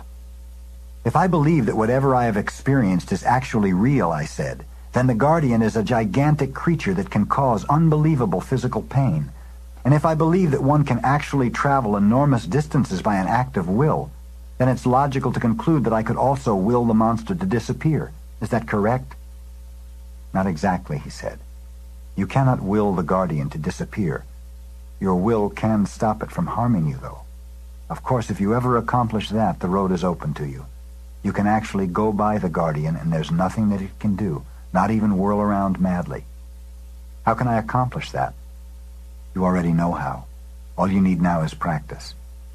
I told him that we were having a misunderstanding that stemmed from our differences in perceiving the world. "You really know how to talk and say nothing, don't you?" he said, laughing. "I've told you, you have to have an unbending intent in order to become a man of knowledge. But you seem to have an unbending intent to confuse yourself with riddles. You insist on explaining everything as if the whole world were composed of things that can be explained. Now you are confronted with the guardian and with the problem of moving by using your will. Has it ever occurred to you that only a few things in this world can be explained your way? When I say that the guardian is really blocking your passing and could actually knock the devil out of you, I know what I mean. When I say that one can move by one's will, I also know what I mean." Don Juan asked me abruptly if I was planning to leave for home during the weekend. I said I intended to leave Monday morning. We were sitting under his ramada around midday on Saturday, January 18th, 1969, taking a rest after a long walk in the nearby hills. Don Juan got up and went into the house. A few moments later, he called me inside. He was sitting in the middle of his room and had placed my straw mat in front of his. He motioned me to sit down, and without saying a word, he unwrapped his pipe, took it out of its sheath, filled its bowl with his smoking mixture, and lit it. He had even brought into his room a clay tray filled with small charcoals. He did not ask me whether I was willing to smoke. He just handed me the pipe and told me to puff. I did not hesitate. Don Juan had apparently assessed my mood correctly. My overwhelming curiosity about the guardian must have been obvious to him. I did not need any coaxing and eagerly smoked the entire bowl. Don Juan lay down on his side facing me. I felt very content. "It's nice," I said. Don Juan got up hurriedly. "Don't you dare start with this crap," he said forcefully. "Don't talk. You'll waste every bit of energy talking, and then the Guardian will mash you down like you would smash a gnat." He must have thought that his simile was funny because he began to laugh, but he stopped suddenly. "Don't talk. Please, don't talk," he said with a serious look on his face. "I wasn't about to say anything," I said, and I really did not want to say that. Don Juan got up. I saw him walking away toward the back of his house. A moment later, I noticed that a gnat had landed on my mat, and that filled me with a kind of anxiety I had never experienced before. It was a mixture of elation, anguish, and fear. I was totally aware that something transcendental was about to unfold in front of me. A gnat who guarded the other world. It was a ludicrous thought. I felt like laughing out loud. But then I realized that my elation was distracting me, and I was going to miss a transition period I wanted to clarify. In my previous attempt to see the Guardian, I had looked at the gnat first with my left eye, and then I felt that I had stood up and looked at it with both eyes, but I was not aware how that transition had occurred. I saw the gnat whirling around on the mat in front of my face and realized that I was looking at it with both eyes. It came very close.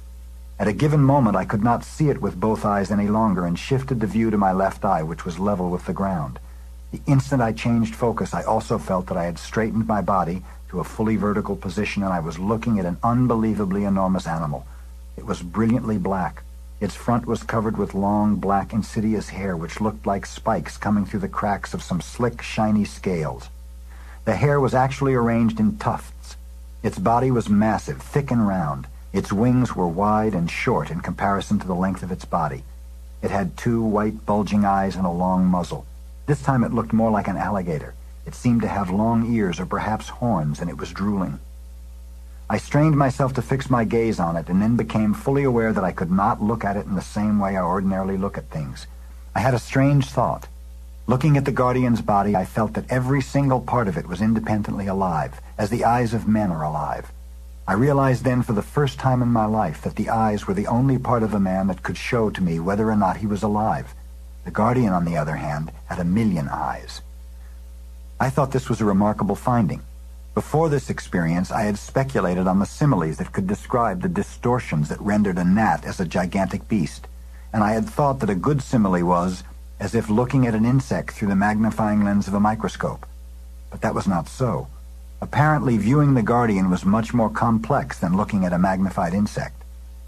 The Guardian began to whirl in front of me. At one moment it stopped, and I felt it was looking at me. I noticed then that it made no sound. The dance of the Guardian was silent. The awesomeness was in its appearance, its bulging eyes, its horrendous mouth, its drooling, its insidious hair, and above all, its incredible size. I watched very closely the way it moved its wings, how it made them vibrate without sound. I watched how it skidded over the ground like a monumental ice skater. Looking at that nightmarish creature in front of me, I actually felt elated. I really believed I had discovered the secret of overpowering it. I thought the Guardian was only a moving picture on a silent screen. It could not harm me. It only looked terrifying. The Guardian was standing still, facing me. Suddenly it fluttered its wings and turned around. Its back looked like brilliantly colored armor. Its shine was dazzling, but the hue was nauseating. It was my unfavorable color. The Guardian remained with its back turned to me for a while, and then, fluttering its wings, again skidded out of sight. I was confronted with a very strange dilemma. I honestly believed that I had overpowered it by realizing that it presented only a picture of wrath. My belief was perhaps due to Don Juan's insistence that I knew more than I was willing to admit. At any rate, I felt I had overcome the Guardian and the path was free. Yet I did not know how to proceed. Don Juan had not told me what to do in such a case. I tried to turn and look behind me, but I was unable to move. However, I could see very well over the major part of a 180-degree range in front of my eyes, and what I saw was a cloudy, pale yellow horizon. It seemed gaseous. A sort of lemon hue uniformly covered all I could see. It seemed that I was on a plateau filled with vapors of sulfur. Suddenly the Guardian appeared again at a point on the horizon. It made a wide circle before stopping in front of me. Its mouth was wide open like a huge cavern. It had no teeth. It vibrated its wings for an instant, and then it charged at me. It actually charged at me like a bull, and with its gigantic wings it swung at my eyes. I screamed with pain, and then I flew up, or rather I felt I had ejected myself up and went soaring beyond the Guardian, beyond the yellowish plateau into another world. the world of men, and I found myself standing in the middle of Don Juan's room. January 19th, 1969. I really thought I had overpowered the Guardian, I said to Don Juan. You must be kidding, he said. You must not try to see the Guardian ever again. It's not your temperament to cross that plane. Yet I was convinced that you could go through it. But let's not talk about it anymore. This was only one of a variety of roads. For 3 months, Don Juan systematically avoided talking about the Guardian. I paid him 4 visits during these months. He involved me in running errands for him every time, and when I had performed the errands, he simply told me to go home. On April 24th, 1969, the 4th time I was at his house, I finally confronted him after we had eaten dinner and were sitting next to his earthen stove. How did I fail, Don Juan? You think about everything. You thought about the Guardian, and thus you couldn't overcome it. First, you must live like a warrior. I think you understand that very well. I wanted to interject something in my defense, but he gestured with his hand to be quiet. Your life is fairly tight. You've faithfully carried out everything I've told you to do. Everything that my benefactor taught me in the first stage of learning I've passed on to you. The rule is right. The steps cannot be changed. You've done everything one has to do, and yet you don't see. But to those who see, like Gennaro, you appear as though you see. I rely on that, and I'm fooled. You always turn around and behave like an idiot who doesn't see, which of course is right for you. Don Juan's words distressed me profoundly. I don't know why, but I was close to tears. I began to talk about my childhood, and a wave of self-pity enveloped me. Don Juan stared at me for a brief moment and then moved his eyes away. It was a penetrating glance. Then he steered the conversation to my childhood. Why was your childhood sad? He asked with a serious expression. I told him that my childhood had not really been sad, but perhaps a bit difficult. Everybody feels that way, he said, looking at me again. I too was very unhappy and afraid when I was a child. To be an Indian is hard, very hard. But the memory of that time no longer has meaning for me beyond that it was hard. I had ceased to think about the hardship of my life even before I had learned to see. I was a skinny child, he went on, and I was always afraid. So was I said. What I remember the most is the terror and sadness that fell upon me when the Mexican soldiers killed my mother, he said softly, as if the memory was still painful. Perhaps it was better that her life was over then. I wanted to be killed with her because I was a child. But the soldiers picked me up and beat me. When I grabbed onto my mother's body, they hit my fingers with a horsewhip and broke them. I didn't feel any pain, but I couldn't grasp any more, and then they dragged me away. He stopped talking. His eyes were still closed, and I could detect a very slight tremor in his lips.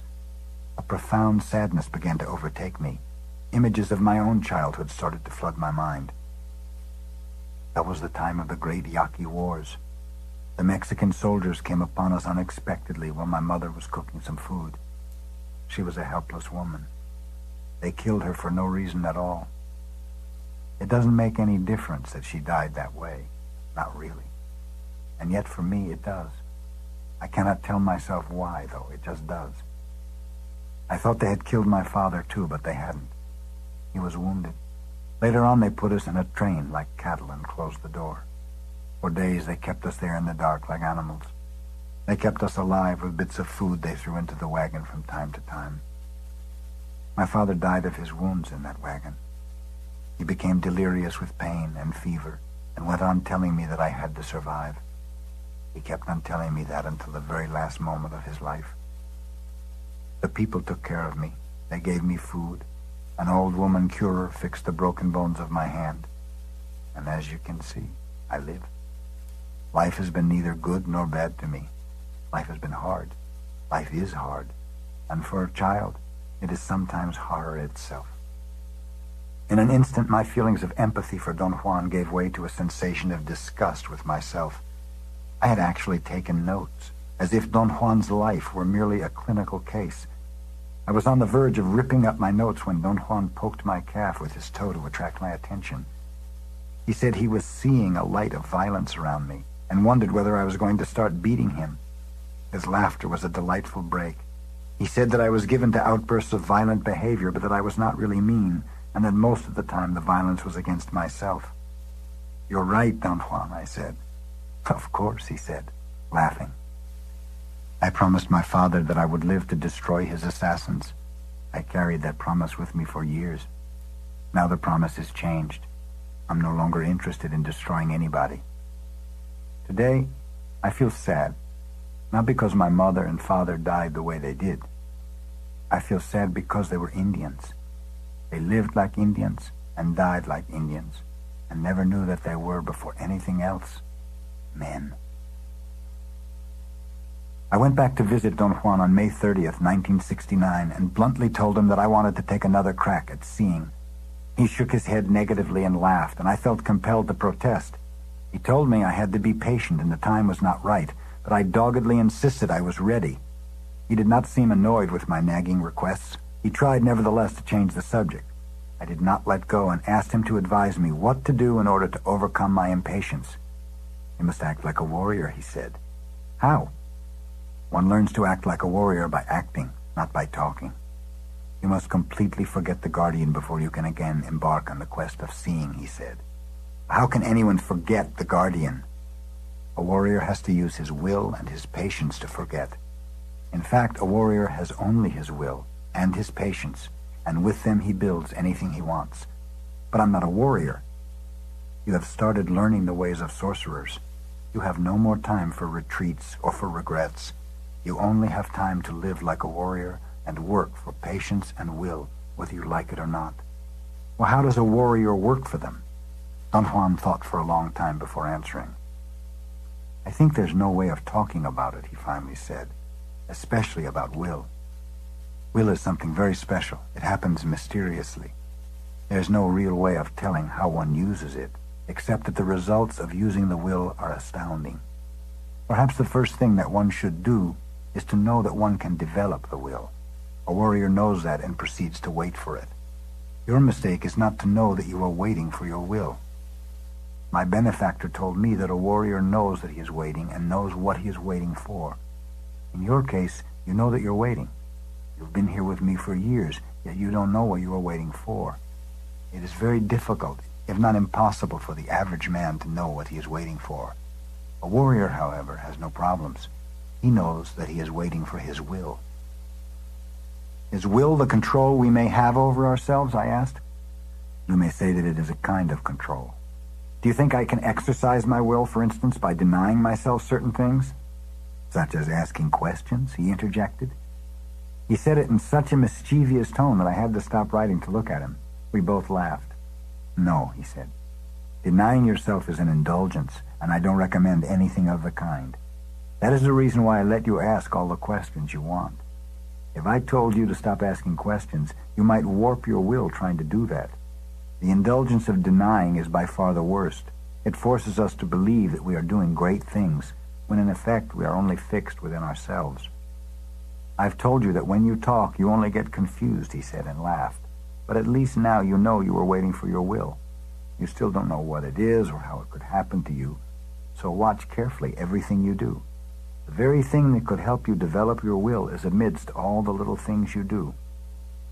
My benefactor said that when a man embarks on the paths of sorcery, he becomes aware in a gradual manner that ordinary life has been forever left behind, that knowledge is indeed a frightening affair, that the means of the ordinary world are no longer a buffer for him, and that he must adopt a new way of life if he is going to survive.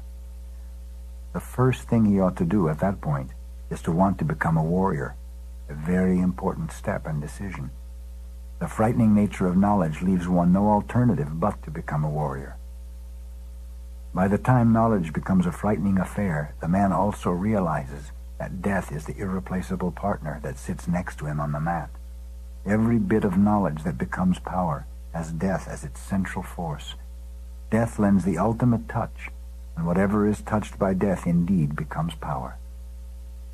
A man who follows the paths of sorcery is confronted with imminent annihilation every turn of the way, and unavoidably he becomes keenly aware of his death.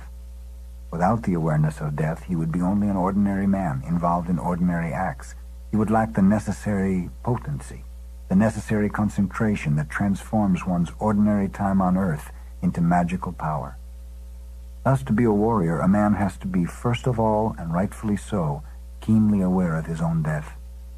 But to be concerned with death would force any one of us to focus on the self, and that would be debilitating. So the next thing one needs to be a warrior is detachment. The idea of imminent death, instead of becoming an obsession, becomes an indifference. The sole idea of being detached from everything I know gives me the chills, I said. You must be joking. The thing which should give you the chills is not to have anything to look forward to, but a lifetime of doing that which you have always done. Think of the man who plants corn year after year until he's too old and tired to get up.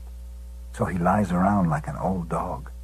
His thoughts and feelings, the best of him, ramble aimlessly to the only things he has ever done, to plant corn. For me, that is the most frightening waste there is.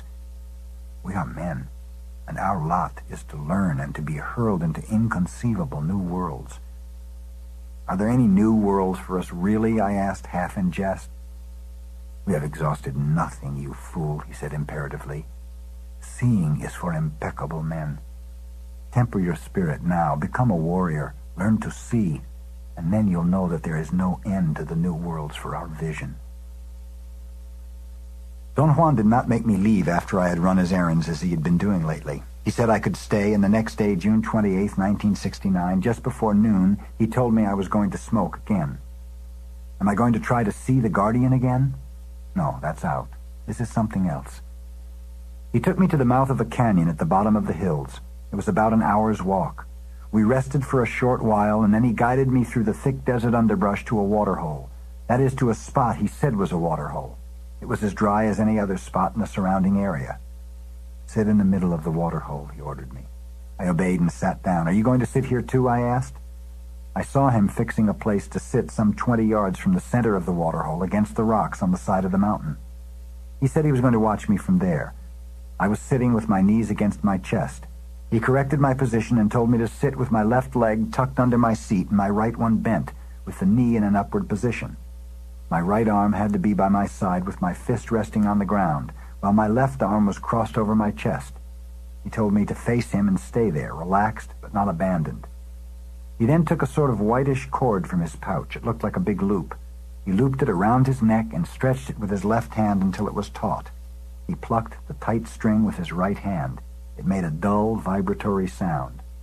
He relaxed his grip and looked at me and told me that I had to yell a specific word if I began to feel that something was coming at me when he plucked the string.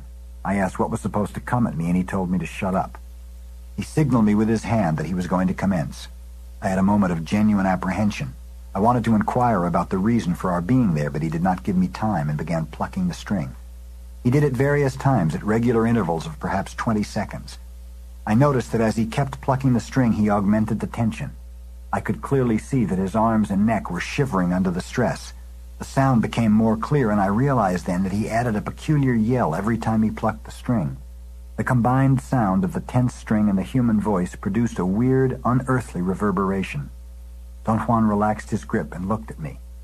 While he played, his back was turned to me, and he was facing the southeast as I was. When he relaxed, he faced me. "Don't look at me when I play," he said. "Don't close your eyes, though, not for anything.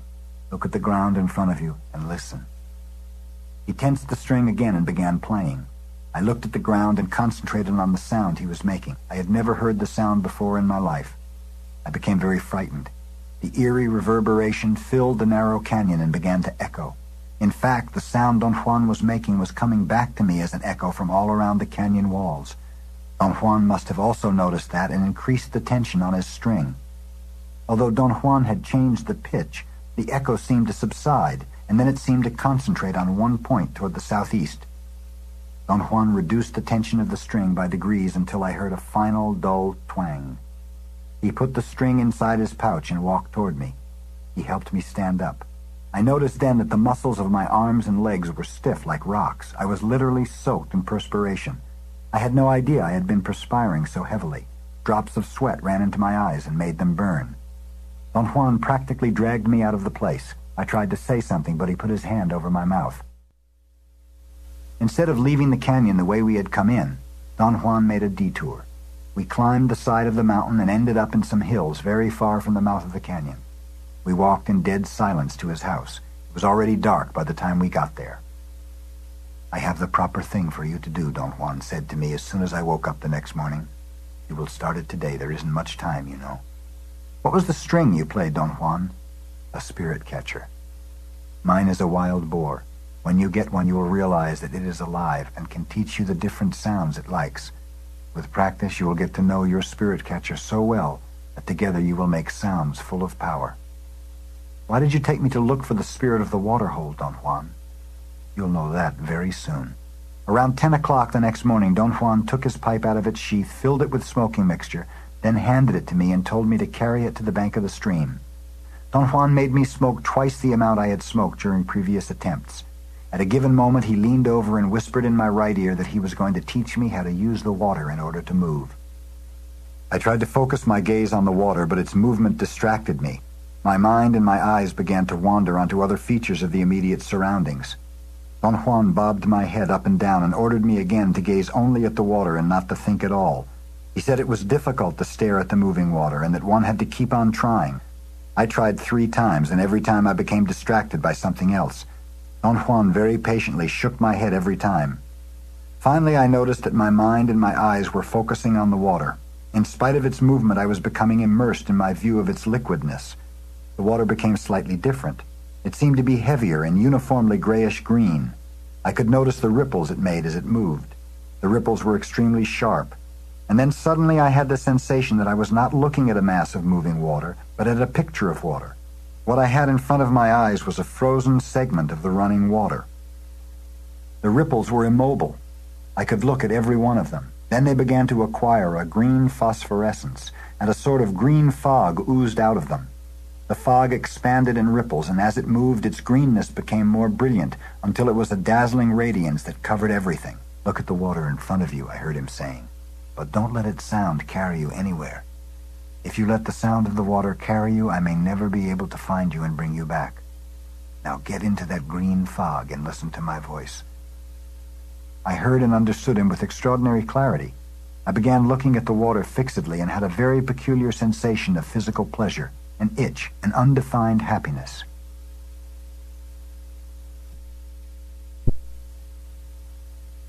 For an instant I saw the fizzling as a slow expansion of green matter. It was a silent explosion. The water burst into a brilliant green mist which expanded until it had enveloped me.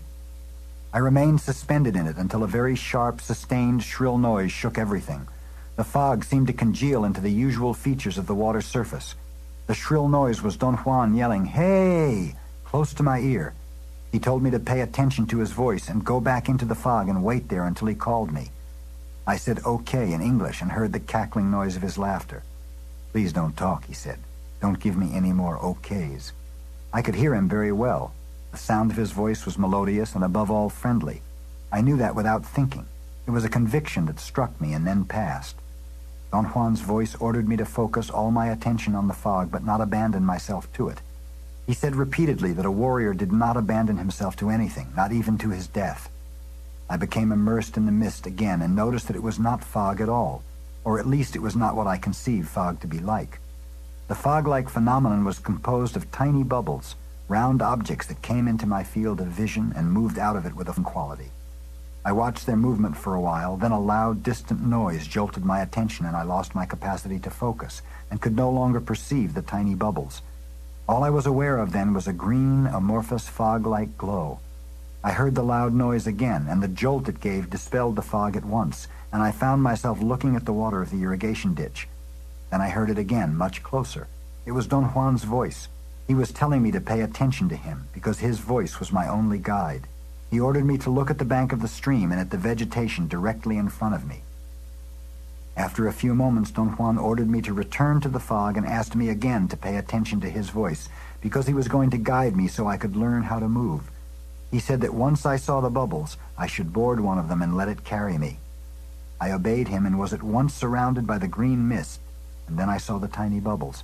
Don Juan's voice kept on urging me to follow one of them and mount it. I wondered how I was supposed to do that, and automatically I voiced the word, "how." I felt that the word was very deep inside me, and as it came out, it carried me to the surface. The word was like a buoy that emerged out of my depth.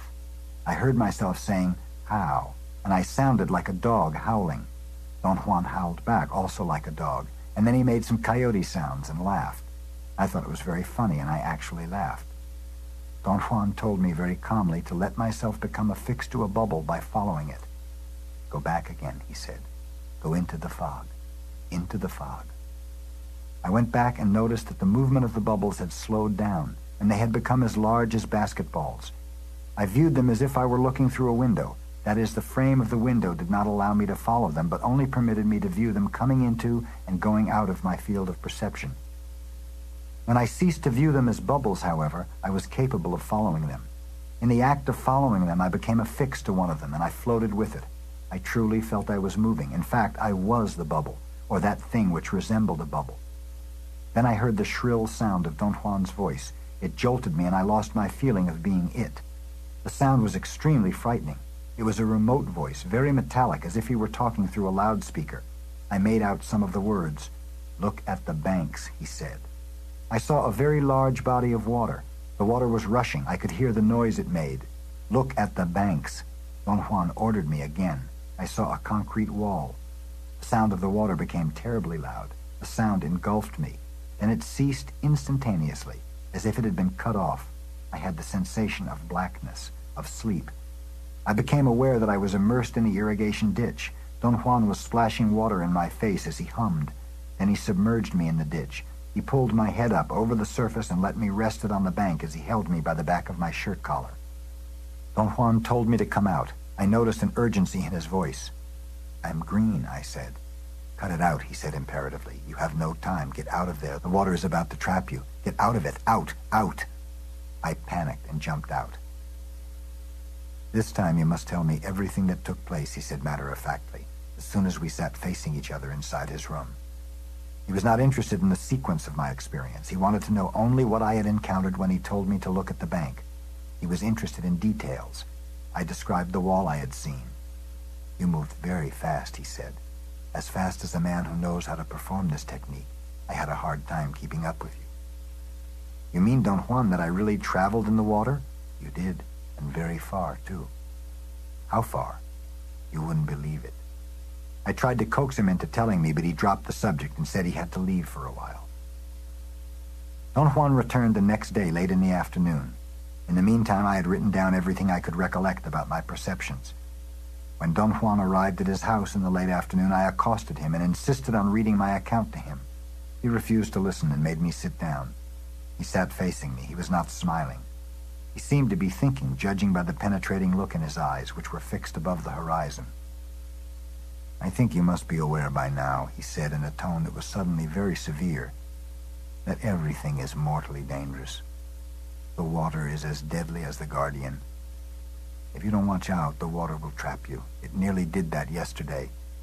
But in order to be trapped, a man has to be willing. There's your trouble. You're willing to abandon yourself."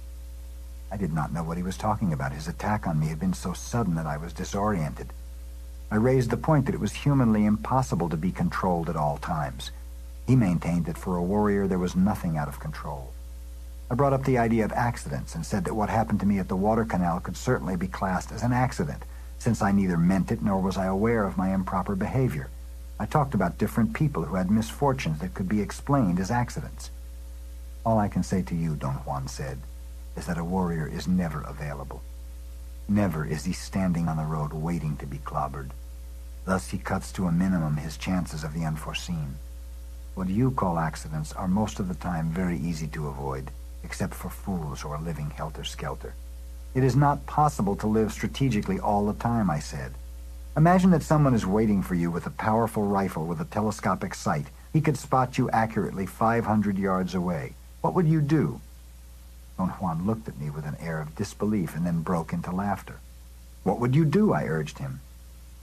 "If someone is waiting for me with a rifle with a telescopic sight," he said, obviously mocking me, "if someone is hiding out of sight waiting for you, you won't have a chance. You can't stop a bullet." "No, I can't, but I still don't understand your point." "My point is that all your strategy cannot be of any help in a situation like that." "Oh, but it can.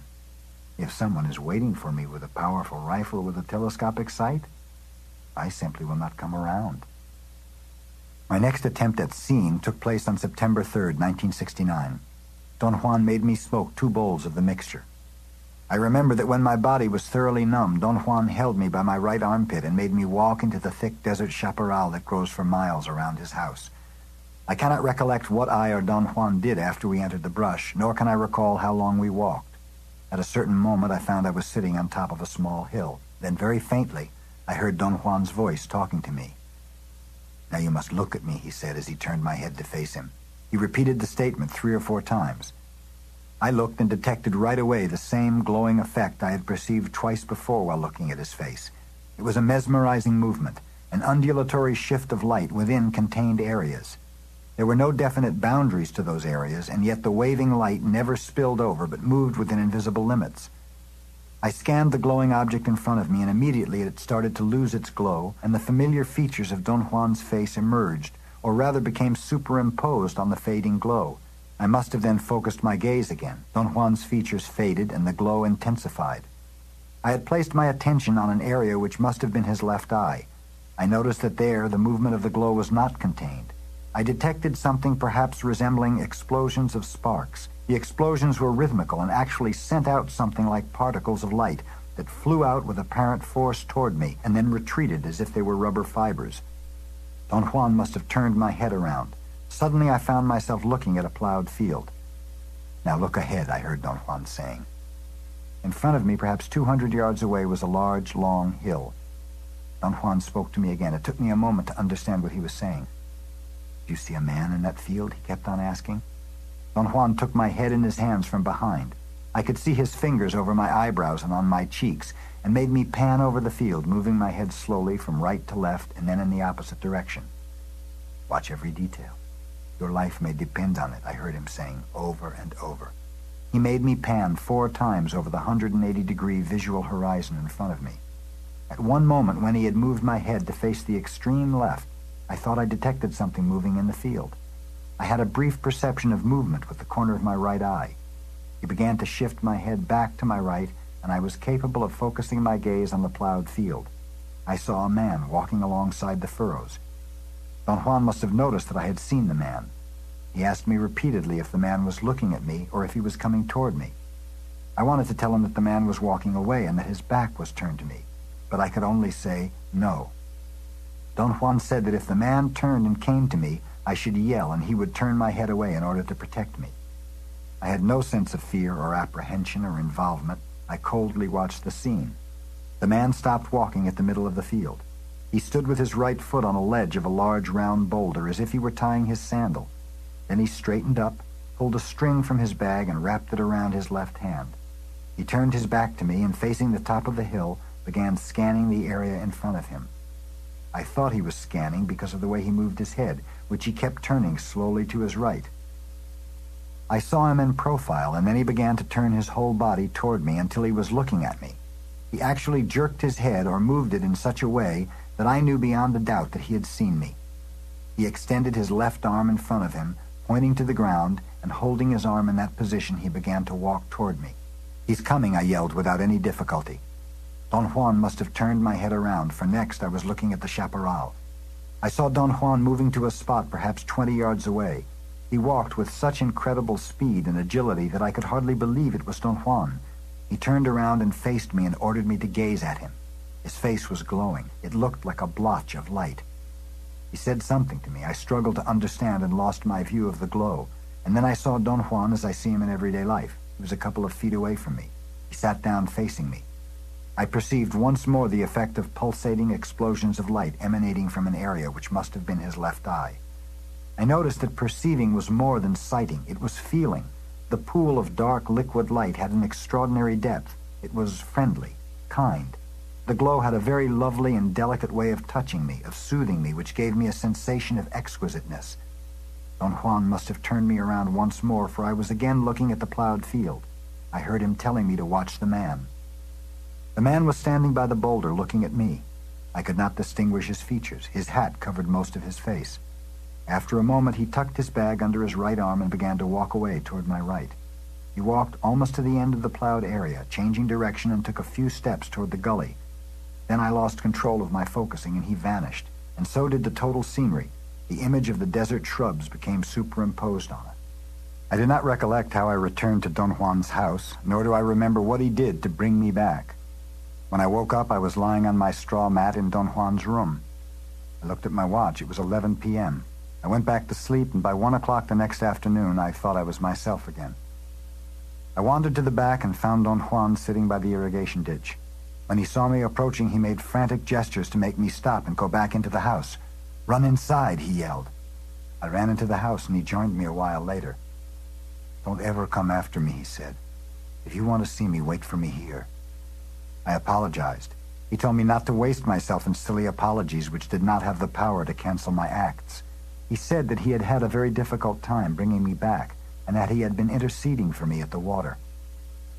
"We have to take a chance now and wash you in the water," he said. I assured him I felt fine. He gazed into my eyes for a long time. "Come with me," he said. "I'm going to put you in the water."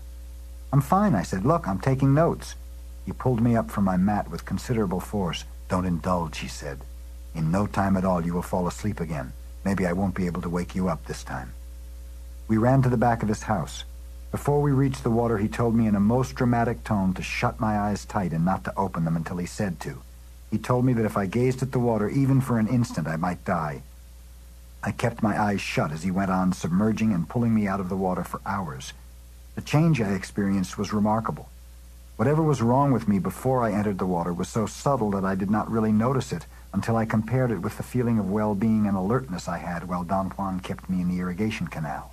Water got into my nose and I began to sneeze. Don Juan pulled me out and led me with my eyes still closed into the house. He made me change my clothes and then guided me into his room, had me sit down on my mat, arranged the direction of my body, and then told me to open my eyes. I opened them, and what I saw caused me to jump back and grab onto his leg. I experienced a tremendously confusing moment. Don Juan rapped me with his knuckles on the very top of my head. It was a quick blow which was not hard or painful, but somehow shocking. "What is the matter with you? What did you see?" he asked. Upon opening my eyes, I had seen the same scene I had watched before. I had seen the same man. This time, however, he was almost touching me. I saw his face.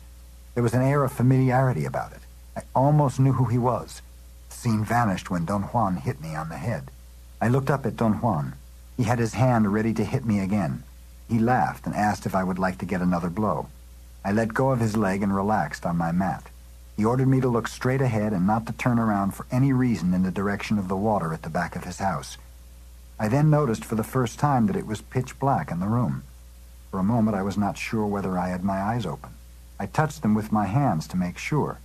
I called Don Juan loudly and told him something was wrong with my eyes. I could not see at all, while a moment before I had seen him ready to hit me. I heard his laughter over my head to my right, and then he lit his kerosene lantern.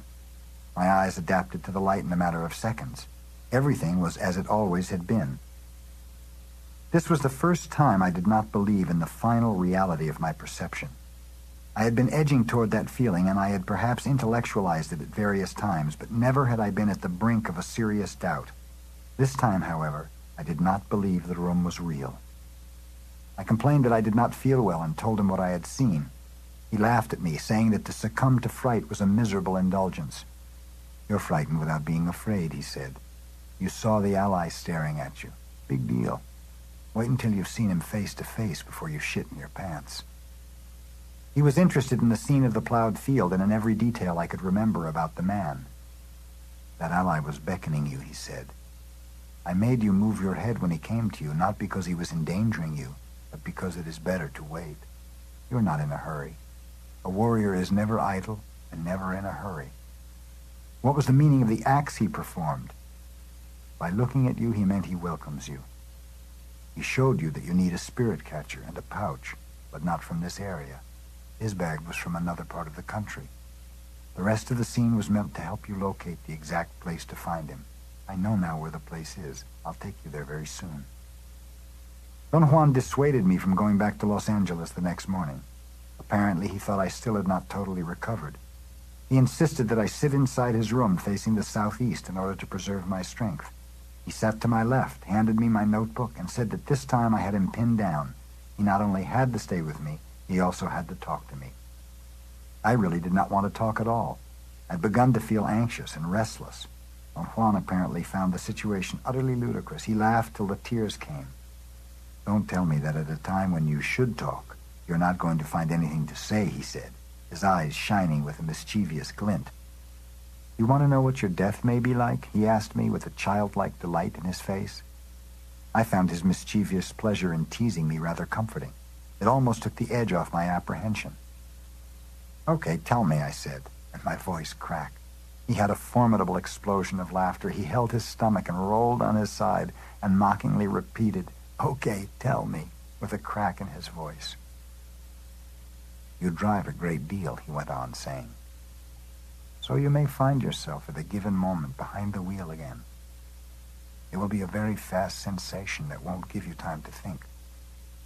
Suddenly, let's say, you would find yourself driving as you have done thousands of times.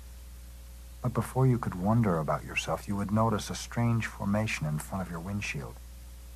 If you look closer, you'd realize that it is a cloud that looks like a shiny whorl. It would resemble, let's say, a face right in the middle of the sky in front of you. As you watched it, you would see it moving backward until it was only a brilliant point in the distance, and then you would notice that it began moving toward you again. It would pick up speed, and in a blink of an eye, it would smash against the windshield of your car. You're strong. I'm sure it would take death a couple of whams to get you. By then you would know where you were and what was happening to you. The face would recede again to a position on the horizon, would pick up speed and smash against you.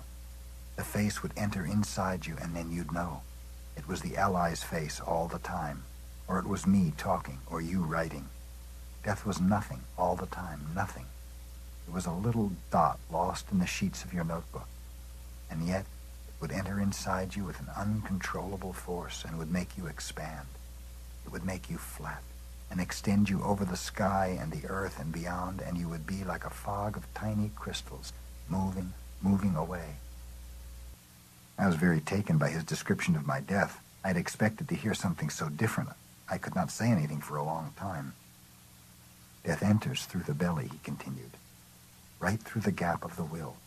That area is the most important and sensitive part of a man. It is the area of the will and also the area through which all of us die. I know it because my ally has guided me to that stage. A sorcerer tunes his will by letting his death overtake him. And when he is flat and begins to expand, his impeccable will takes over and assembles the fog into one person again.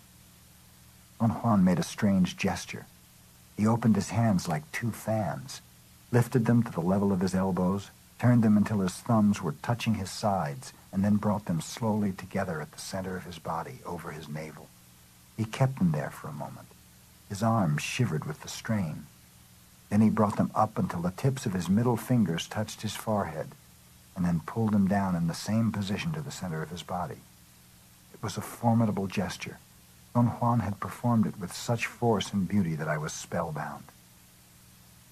Later on, he wanted me to drive him to the nearby town. I mentioned that driving would be a welcome change for me because I was still shaky. The idea that a sorcerer actually played with his death was quite gruesome to me. To be a sorcerer is a terrible burden, he said in a reassuring tone. I've told you that it is much better to learn to see. A man who sees is everything. In comparison, the sorcerer is a sad fellow. What is sorcery, Don Juan? He looked at me for a long time as he shook his head almost imperceptibly. Sorcery is to apply one's will to a key joint, he said. Sorcery is interference. A sorcerer searches and finds the key joint of anything he wants to affect, and then he applies his will to it. A sorcerer doesn't have to see to be a sorcerer. All he has to know is how to use his will. I asked him to explain what he meant by a key joint. He thought for a while, and then he said that he knew what my car was. It's obviously a machine, I said. I mean, your car is the spark plugs. That's its key joint for me. I can apply my will to it, and your car won't work. Don Juan got into my car and sat down. He beckoned me to do likewise as he made himself comfortable on the seat. Turn on your car now, Don Juan said. I turned on the starter and automatically stepped on the gas pedal. The starter began to grind without igniting the engine. Don Juan's laughter was a soft, rhythmical cackle. I tried it again and again. I spent perhaps 10 minutes grinding the starter of my car.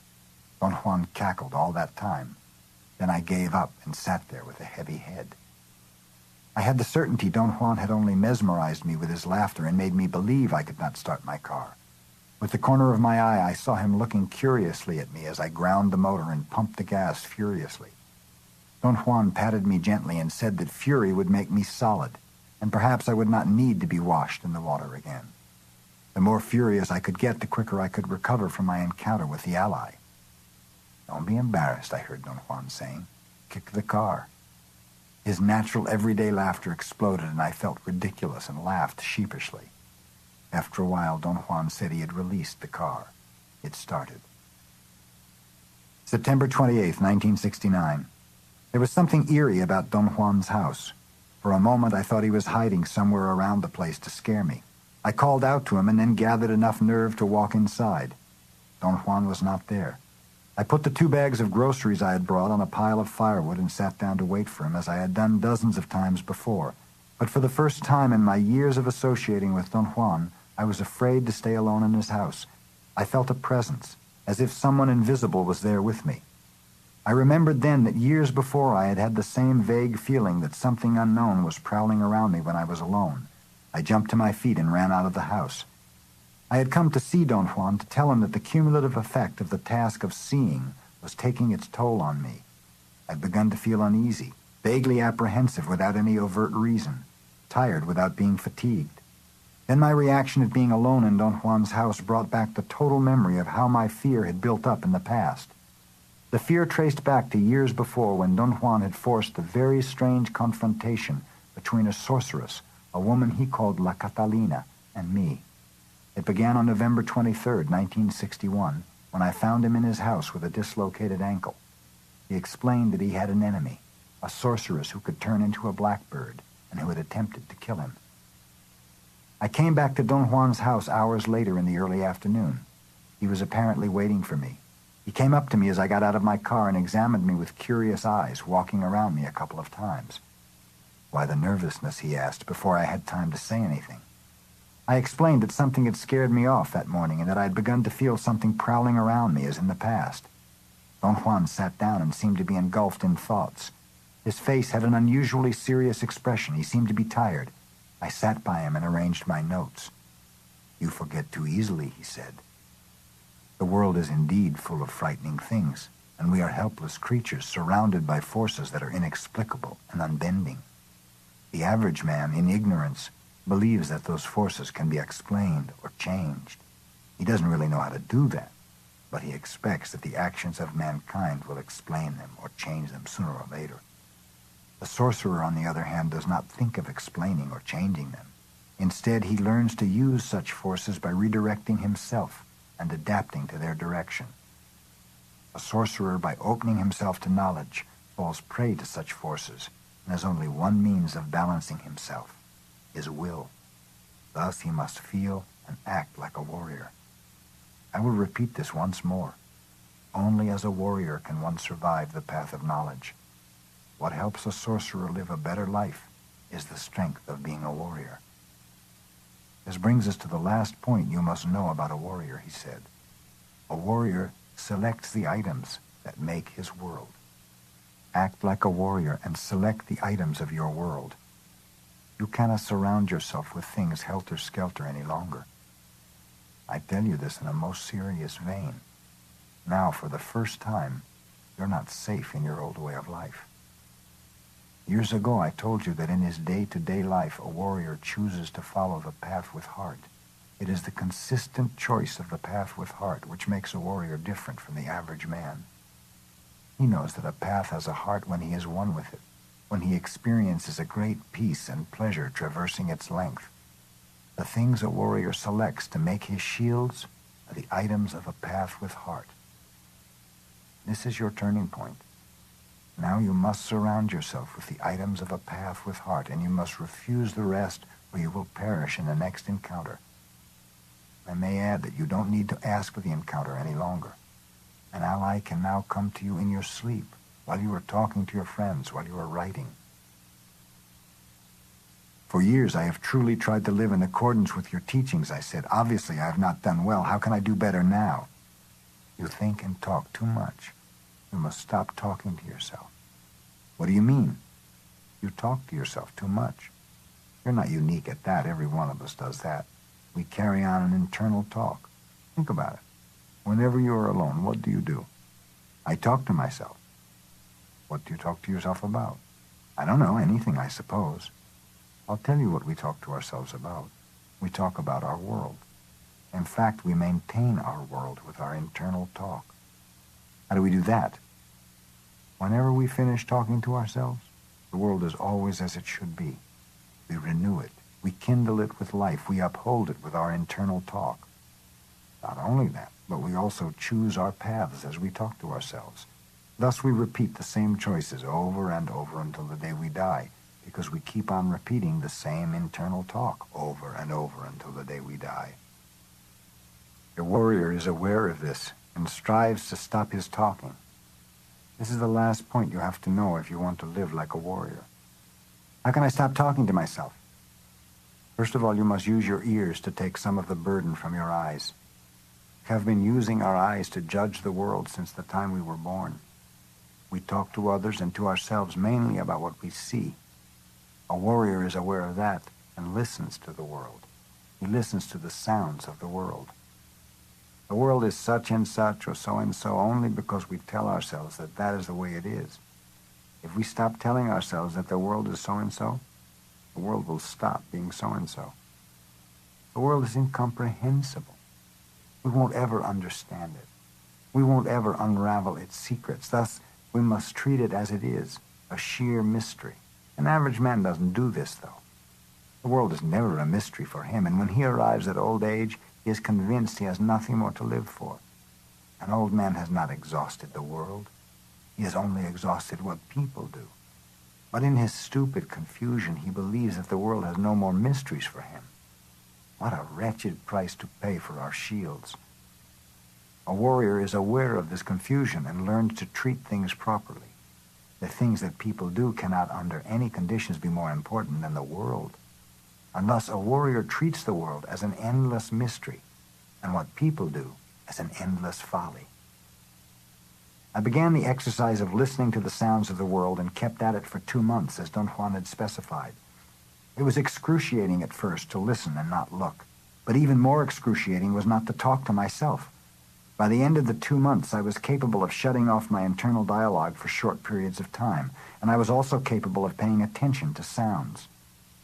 I arrived at Don Juan's house at 9 a.m. on November 10th, 1969. We should start that trip right now, he said upon my arrival at his house. I rested for an hour, and then we drove toward the low slopes of the mountains to the east. We left my car in the care of one of his friends who lived in that area while we hiked into the mountains. In the early afternoon, we stopped in a small gully at the bottom of some lush green hills. Behind the hills, toward the east, the high mountains were silhouetted against a cloudy sky. You can think, you can write about what we say or about what you perceive, but nothing about where we are, he said. We rested for a while, and then he took a bundle from inside his shirt. He untied it and showed me his pipe. He filled its bowl with smoking mixture, lighted a match, and kindled a small, dry twig, placed the burning twig inside the bowl, and told me to smoke. When I had finished smoking, he said that we were there so I could find out the kind of game I was supposed to hunt. He carefully repeated 3 or 4 times that the most important aspect of my endeavor was to find some holes. He emphasized the word holes and said that inside them a sorcerer could find all sorts of messages and directions. I wanted to ask what kind of holes they were. Don Juan seemed to have guessed my question and said that they were impossible to describe and were in the realm of seeing. He repeated at various times that I should focus all my attention on listening to sounds and do my best to find the holes between the sounds. I began to listen, and I could distinguish the whistling of birds, the wind rustling the leaves, the buzzing of insects. As I placed my individual attention on those sounds, I could actually make out 4 different types of bird whistlings. I could distinguish the speeds of the wind in terms of slow or fast. I could also hear the different rustlings of 3 types of leaves. The buzzings of insects were dazzling. The wind came high above the trees, and then it dropped into the valley where we were. Upon dropping, it touched the leaves of the tall trees first. They made a peculiar sound, which I fancied to be a sort of rich, raspy, lush sound. I could not count all the whistles of birds or buzzings of insects, yet I was convinced I was listening to each separate sound as it was produced. Together they created a most extraordinary order. I cannot call it any other thing but order. It was an order of sounds that had a pattern. That is, every sound happened in sequence. Then I heard a unique, prolonged wail. It made me shiver. Every other noise ceased for an instant, and the valley was dead still as the reverberations of the wail reached the valley's outer limits. Then the noises began again. I picked up their pattern immediately. After a moment of attentive listening, I thought I understood Don Juan's recommendation to watch for the holes between the sounds. The pattern of noises had spaces in between sounds. I heard again the piercing wail of Don Juan's spirit catcher. It did not jolt me, but the sounds again ceased for an instant, and I perceived such a cessation as a hole, a very large hole. At that precise moment, I shifted my attention from hearing to looking. I was looking at a cluster of low hills with lush green vegetation. The silhouette of the hills was arranged in such a way that from the place where I was looking, there seemed to be a hole on the side of one of the hills. It was a space in between two hills, and through it I could see the deep, dark, gray hue of the mountains in the distance. For a moment I did not know what it was. It was as if the hole I was looking at was the hole in the sound. Then the noises began again, but the visual image of the huge hole remained. A short while later I became even more keenly aware of the pattern of sounds and their order and the arrangement of their pauses. My mind was capable of distinguishing and discriminating among an enormous number of individual sounds. I could actually keep track of all the sounds. Thus each pause between sounds was a definite whole. At a given moment the pauses became crystallized in my mind and formed a sort of solid grid, a structure. I was not seeing or hearing it, I was feeling it with some unknown part of myself. Don Juan played his string once again. The sounds ceased as they had done before, creating a huge hole in the sound structure. This time, however, that big pause blended with the hole in the hills I was looking at. They became superimposed on each other. There was something of allure about it. It dominated my field of perception, and every single sound pattern which coincided with a feature of the environment was hinged on that hole. I heard once more the eerie wail of Don Juan's spirit catcher. All other sounds stopped. The two large holes seemed to light up, and next I was looking again at the plowed field. The ally was standing there as I had seen him before. The light of the total scene became very clear. I could see him plainly, as if he were 50 yards away. I could not see his face, his hat covered it. Then he began to come toward me, lifting up his head slowly as he walked. I could almost see his face, and that terrified me. I knew I had to stop him without delay. I had a strange surge in my body. I felt an outflow of power. I wanted to move my head to the side to stop the vision, but I could not do it. At that crucial instant, a thought came to my mind. I knew what Don Juan meant when he spoke of the items of a path with heart being the shields. There was something I wanted to do in my life, something very consuming and intriguing, something that filled me with great peace and joy. I knew the ally could not overcome me. I moved my head away without any trouble before I could see his entire face. I began hearing all the other sounds. They suddenly became very loud and shrill, as if they were actually angry with me. They lost their patterns and turned into an amorphous conglomerate of sharp, painful shrieks. Don Juan helped me walk to a very small stream. The pressure in my ears subsided very rapidly, and it took only a few minutes to wash me. Don Juan looked at me, shook his head in approval, and said I had made myself solid in no time at all. He wanted to know all the details of my vision. He said that the holes in the sounds were used by sorcerers to find out specific things. What is important is that you saw the ally. That is your game. I've told you that we were going to hunt for something. You will have to go to him. We arrived in the same valley in the late afternoon of December 15th, 1969. Don Juan mentioned repeatedly as we moved through the shrubs that directions or points of orientation were of crucial importance in the endeavor I was going to undertake. You must determine the right direction immediately upon arriving at the top of a hill, Don Juan said. As soon as you are on the top, face that direction. He pointed to the southeast. That is your good direction, and you should always face it, especially when you're in trouble. Remember that. We stopped at the bottom of the hills where I had perceived the hole. He pointed at a specific place where I had to sit down. He sat next to me and in a very quiet voice gave me detailed instructions. He said that as soon as I reached the hilltop, I had to extend my right arm in front of me with the palm of my hand down and my fingers stretched like a fan, except the thumb, which had to be tucked against the palm. The spot over which the palm of your hand feels warm as you sweep your arm It is the place where you must sit, and it is also the direction in which you must look, he said. If you are facing the south or the north, you have to make up your mind whether you feel strong enough to stay.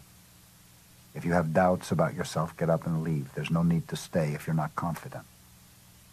If you decide to stick around, clean an area big enough to build a fire about 5 feet away from your first point. The fire must be in a straight line in the direction you are looking. The area where you build the fire is your second point. Sit on your first point and look at the fire. Sooner or later, the spirit will come and you will see it. If your hand gets warm on any place toward the west, drop everything and run. Run downhill toward the flat area, and no matter what you hear or feel behind you, don't turn around. As soon as you get to the flat area, no matter how frightened you are, don't keep on running. Drop to the ground, take off your jacket, bunch it around your navel and curl up like a ball, tucking your knees against your stomach.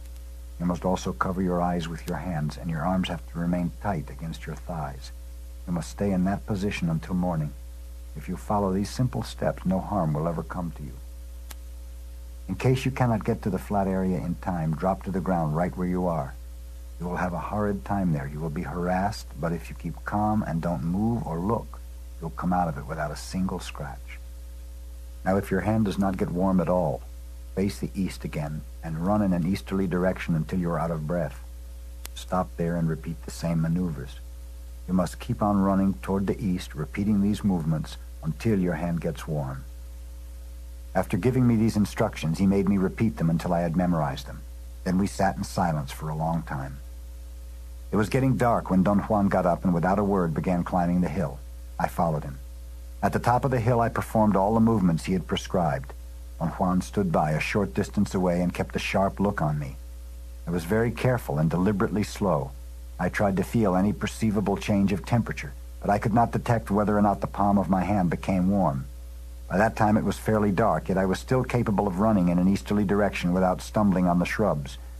I stopped running when I was out of breath, which was not too far from my point of departure.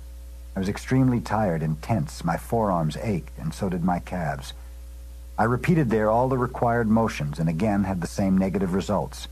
I ran in the dark 2 more times, and then while I was sweeping my arm for the 3rd time, my hand became warm over a point toward the east. It was such a definite change of temperature that it startled me. I sat down and waited for Don Juan. I told him I had detected a change in temperature in my hand. He told me to proceed, and I picked all the dry brush I could find and started a fire. He sat to my left, a couple of feet away. The fire drew strange dancing silhouettes. At times the flames became iridescent. They grew bluish and then brilliantly white. I explained that unusual play of colors by assuming that it was produced by some chemical property of the specific dry twigs and branches I had collected. Another very unusual feature of the fire was the sparks. The new twigs I kept adding created extremely big sparks. I thought they were like tennis balls that seemed to explode in midair. At a moment when I was about to lean over and pick up a twig, something like a moth or a spot in my retina swept across from right to left between myself and the fire. I immediately recoiled. I looked at Don Juan, and he signaled me with a movement of his chin to look back at the flames. A moment later, the same shadow swept across in the opposite direction. Don Juan got up hurriedly and began piling loose dirt on top of the burning twigs until he had completely extinguished the flames. He executed the maneuver of putting out the fire with tremendous speed. By the time I moved to help him, he had finished. He stomped on the dirt on top of the smoldering twigs, and then he nearly dragged me downhill and out of the valley. He walked very fast, without turning his head back, and did not allow me to talk at all. When we got to my car hours later, I asked him what was the thing I had seen. He shook his head imperatively, and we drove in complete silence. He went directly inside when we arrived at his house in the early morning, and he again hushed me up when I tried to talk. Don Juan was sitting outside behind his house. He seemed to have been waiting for me to wake up, because he started talking as I came out of the house. He said that the shadow I had seen the night before was a spirit, a force that belonged to the particular place where I had seen it. He spoke of that specific being as a useless one. It only exists there, he said. It has no secrets of power, so there was no point in remaining there. You would have seen only a fast, passing shadow going back and forth all night. 2 days later, on December 17th, 1969, Don Juan said in a very casual tone that I knew all the details and necessary techniques in order to go to the hills by myself. He urged me to proceed alone, and affirmed that his company would only hinder me. I was ready to leave when he seemed to change his mind. "You're not strong enough," he said. "I'll go with you to the bottom of the hills." When we were at the small valley where I had seen the ally, he examined from a distance the formation in the terrain that I had called a hole in the hills, and said that we had to go still further south into the distant mountains. It was late afternoon when we stopped. We sat down on some rocks. I was tired and hungry.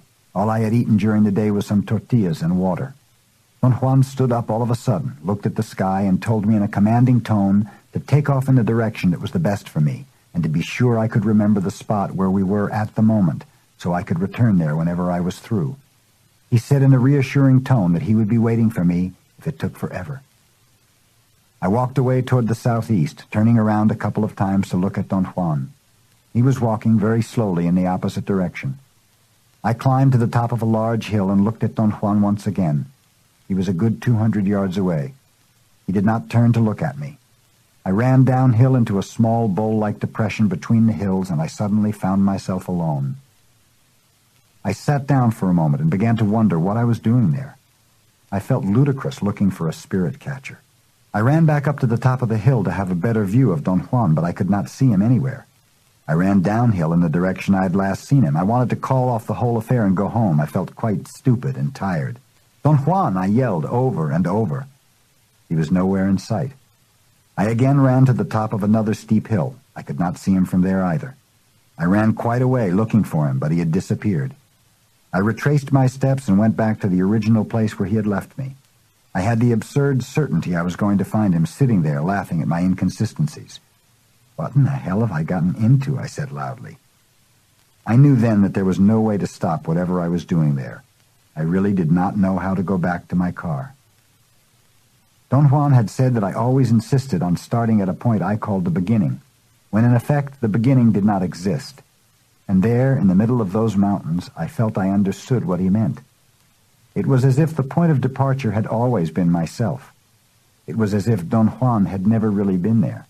And when I looked for him, he became what he really was, a fleeting image that vanished over a hill. I heard the soft rustle of leaves, and a strange fragrance enveloped me.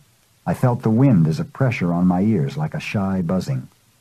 The sun was about to reach some compact clouds over the horizon that looked like a solidly tinted orange band, when it disappeared behind a heavy blanket of lower clouds. It appeared again a moment later like a crimson ball floating in the mist. I lay down on my back.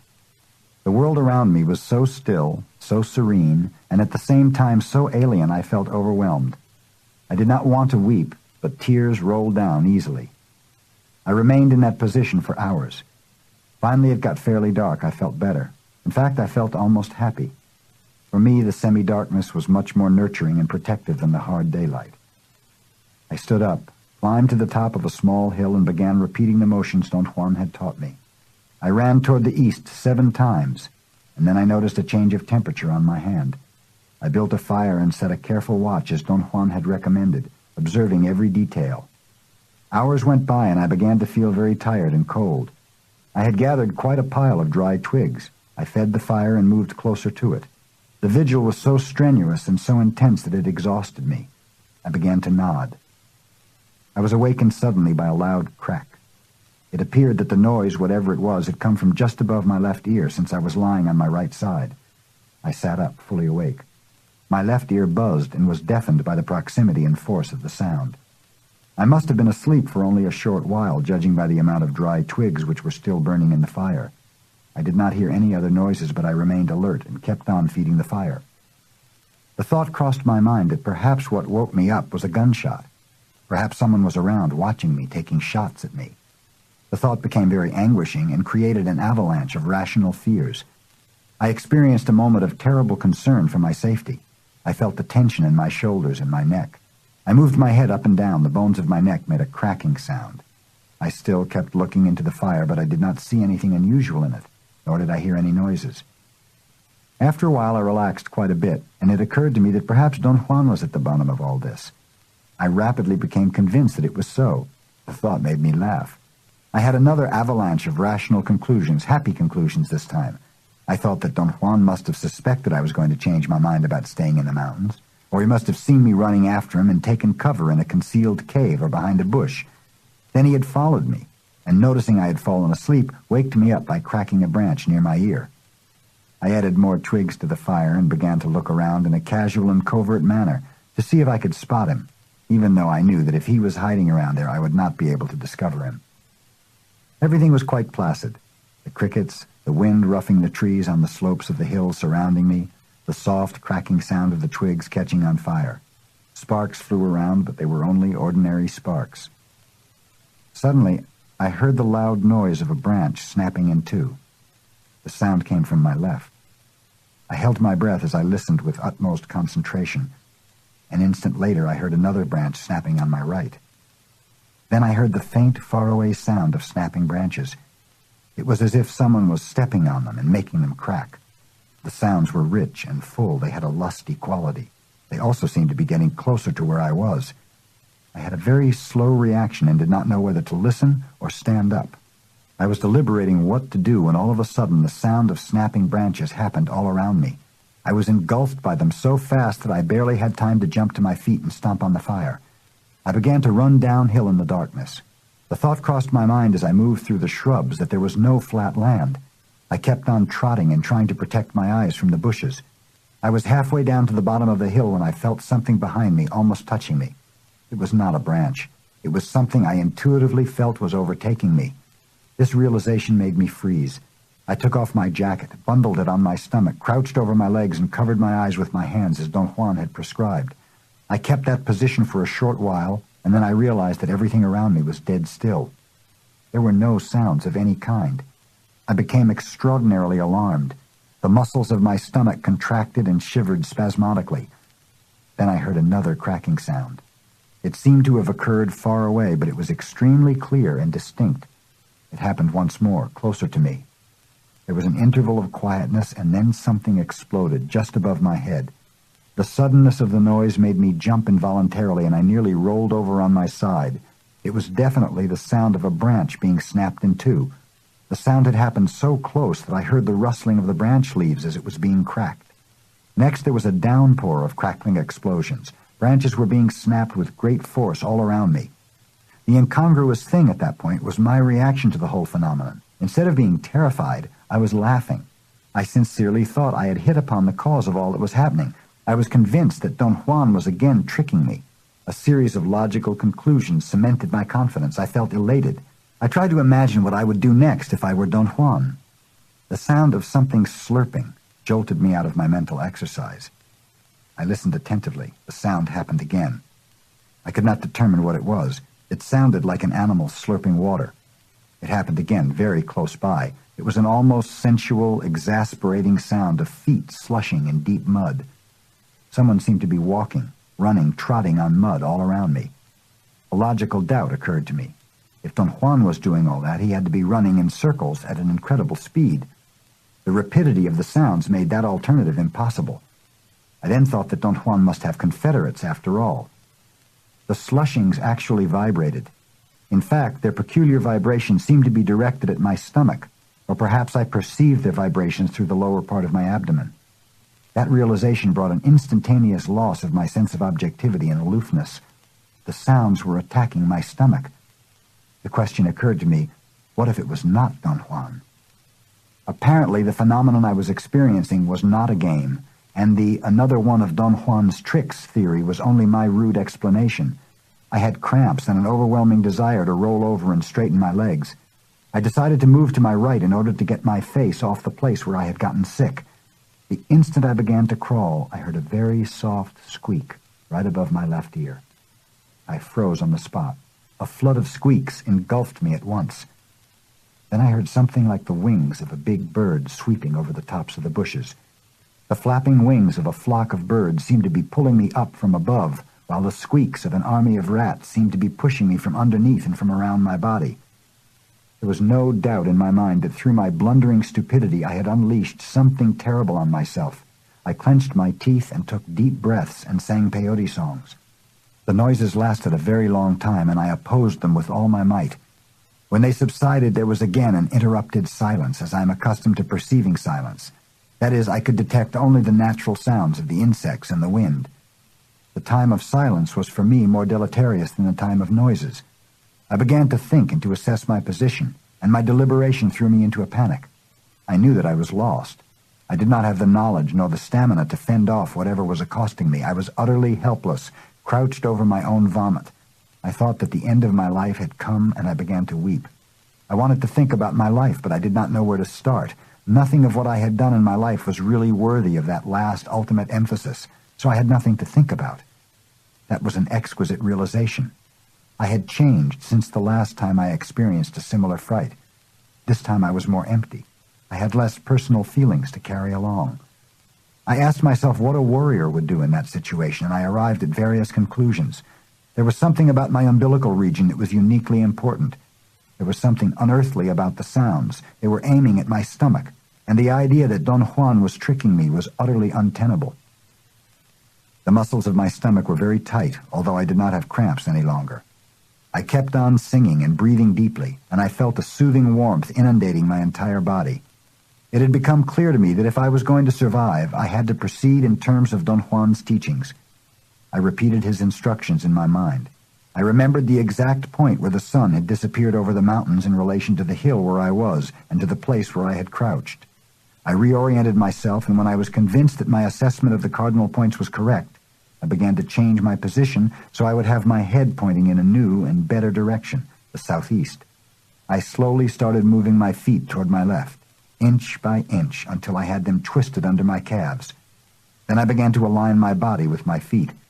But no sooner had I begun to creep laterally than I felt a peculiar tap.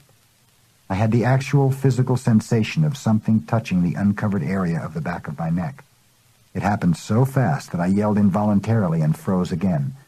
I tightened my abdominal muscles and began to breathe deeply and sing my peyote songs. A second later, I felt once more the same light tap on my neck. I cringed. My neck was uncovered, and there was nothing I could do to protect myself. I was tapped again. It was a very soft, almost silky object that touched my neck like the furry paw of a giant rabbit. It touched me again, and then it began to cross my neck back and forth until I was in tears. It was not a painful sensation at all, and yet it was maddening. I knew that if I did not involve myself in doing something, I would go mad and stand up and run. So I slowly began again to maneuver my body into a new position. My attempt at moving seemed to increase the tapping on my neck. It finally got to such a frenzy that I jerked my body and at once aligned it in the new direction. I had no idea whatsoever about the outcome of my act. I was just taking action to keep from going stark, raving mad. As soon as I changed directions, the tapping on my neck ceased. After a long, anguished pause, I heard a distant snapping of branches. The noises were not close anymore. The rustling sound and the cracking of branches gave me the feeling that the whole hill was on fire. My body was as tight as a rock. I was perspiring copiously. I began to feel warmer and warmer. For a moment I was utterly convinced that the hill was burning. I did not jump up and run because I was so numb I was paralyzed. In fact, I could not even open my eyes. All that mattered to me at that point was to get up and escape the fire. I had terrible cramps in my stomach which started to cut my intake of air. I became very involved in trying to breathe. After a long struggle, I was capable of taking deep breaths again, and I was also capable of noticing that the rustling had subsided. There was only an occasional cracking sound. The snapping sound of branches became more and more distant and sporadic until it ceased altogether. I was able to open my eyes. I looked through my half-closed lids to the ground underneath me. It was already daylight. I waited a while longer without moving, and then I started to stretch my body. I rolled on my back. The sun was over the hills in the east. It took me hours to straighten out my legs and drag myself downhill. I began to walk toward the place where Don Juan had left me, which was perhaps only a mile. I thought of mountain lions and tried to climb up a tree, but my arms could not support my weight. I leaned against a rock and resigned myself to die there. I was convinced that I would be food for mountain lions or other predators. I woke up when something shook me. Don Juan was leaning over me. He said he was taking me to a large stream and was going to wash me there. On the way, he plugged my ears with some leaves he had in his pouch, and then he blindfolded me, putting one leaf on each eye and securing them both with a piece of cloth. Don Juan rubbed my entire body with leaves and then dumped me in a river.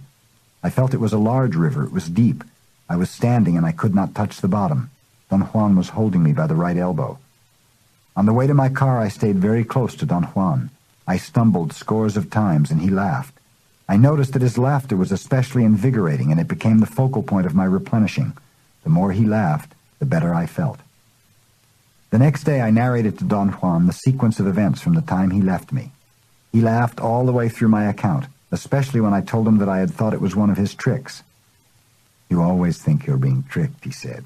"You trust yourself too much. You act like you know all the answers. You know nothing, my little friend. Nothing. Now you must go home. Don't return until you're healed and your gap is closed." I did not return to Mexico for months. I made the last entry in my field notes on October 16th, 1970. As I approached Don Juan's house, I saw him sitting in his usual place under his ramada in front of the door. I parked in the shade of a tree, took my briefcase and a bag of groceries out of the car, and walked toward him, greeting him in a loud voice. I then noticed that he was not alone. There was another man sitting behind a high pile of firewood. Both of them were looking at me. Don Juan waved, and so did the other man. Judging from his attire, he was not an Indian, but a Mexican from the Southwest. He was wearing Levi's, a beige shirt, a Texan cowboy hat, and cowboy boots. I talked to Don Juan and then looked at the man. He was smiling at me. I stared at him for a moment. "Here's little Carlos," the man said to Don Juan, "and he doesn't speak to me anymore. Don't tell me that he's cross with me." Before I could say anything, they both broke up laughing, and only then did I realize that the strange man was Don Gennaro. "You didn't recognize me, did you?" he asked, still laughing. I had to admit that his attire had baffled me. Don Juan explained to him that I had been away for months because of an unfortunate incident with one of the allies. "So you finally encountered an ally," Don Gennaro said. "I think I did," I said cautiously. They laughed loudly. Don Gennaro patted me on the back 2 or 3 times. It was a very light tapping, which I interpreted as a friendly gesture of concern. He rested his hand on my shoulder as he looked at me, and I had a feeling of placid contentment, which lasted only an instant, for next Don Gennaro did something inexplicable to me. I suddenly felt that he had put the weight of a boulder on my back. I had the sensation that he had increased the weight of his hand, which was resting on my right shoulder, until it made me sag all the way down, and I hit my head on the ground. "We must help little Carlos," Don Gennaro said, and gave a conspiratorial look to Don Juan. I sat up straight again and turned to Don Juan. "I don't know anything about it," Don Juan said in a comically factual tone. "He didn't put his hand on my shoulder." With that, both of them broke up laughing. "What did you do to me, Don Gennaro?" I asked. "I just put my hand on your shoulder," he said innocently. Don Gennaro got up, cracked his bones, stretching his arms, and opened his eyes until they were round and looked crazy. "Gennaro is going to make the desert tremble," he said, and went into the chaparral. "Gennaro is determined to help you," Don Juan said in a confidential tone. "He did the same thing to you at his house, and you almost saw." I thought he was referring to what had happened at the waterfall, but he was talking about some unearthly rumbling sounds I had heard at Don Gennaro's house. "That was Gennaro's art," he said. "Only Gennaro can do that. You almost saw then." I told him that it had never occurred to me to associate seeing with the strange noises I had heard at that time. "And why not?" he asked flatly. "Well, seeing means the eyes to me," I said. He scrutinized me for a moment as if there was something wrong with me. "I never said that seeing is a matter of the eyes alone," he said, and shook his head in disbelief. "Well, how does he do it?" I insisted. "He has already told you how he does it," Don Juan said sharply. At that very moment I heard an extraordinary rumble. I jumped up and Don Juan began to laugh. The rumble was like a thunderous avalanche. Listening to it, I had the funny realization that my inventory of experiences in sound comes definitely from the movies. Don Juan held his sides as if they hurt from laughing. The thunderous rumble shook the ground where I stood. I distinctly heard the thump of what seemed to be a monumental boulder that was rolling on its sides. I heard a series of crushing thumps that gave me the impression that the boulder was rolling inexorably toward me. I experienced a moment of supreme confusion. My muscles were tense. My whole body was ready for fleeing. I looked at Don Juan. He was staring at me. I then heard the most frightening thump I had ever heard in my life. It was as if a monumental boulder had landed right behind the house. Everything shook, and at that moment I had a most peculiar perception. For an instant I actually saw a boulder the size of a mountain right behind the house. It was not as if an image had been superimposed on the scenery of the house I was looking at.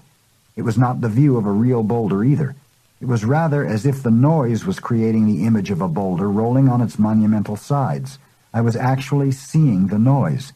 The inexplicable character of my perception threw me into the depths of despair and confusion. Never in my life would I have conceived that my senses were capable of perceiving in such a manner. I had an attack of rational fright and decided to flee for my life. Don Juan held me by the arm and ordered me imperatively not to run away and not to turn around either, but face the direction in which Don Gennaro had gone. I heard next a series of booming noises which resembled the sound of rocks falling and piling on top of each other, and then everything was quiet again. A few minutes later, Don Gennaro came back and sat down. He asked me if I had seen. I did not know what to say. I turned to Don Juan for a cue. He was staring at me. "I think he did," he said and chuckled. I wanted to say that I did not know what they were talking about. I felt utterly frustrated. I had a physical sensation of wrath, of utter discomfort. "I think we should leave him here to sit alone," Don Juan said. They got up and walked by me.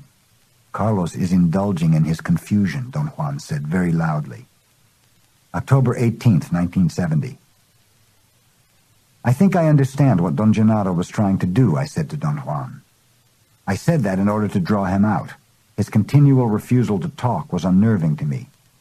Don Juan smiled and shook his head slowly as if agreeing with what I had said.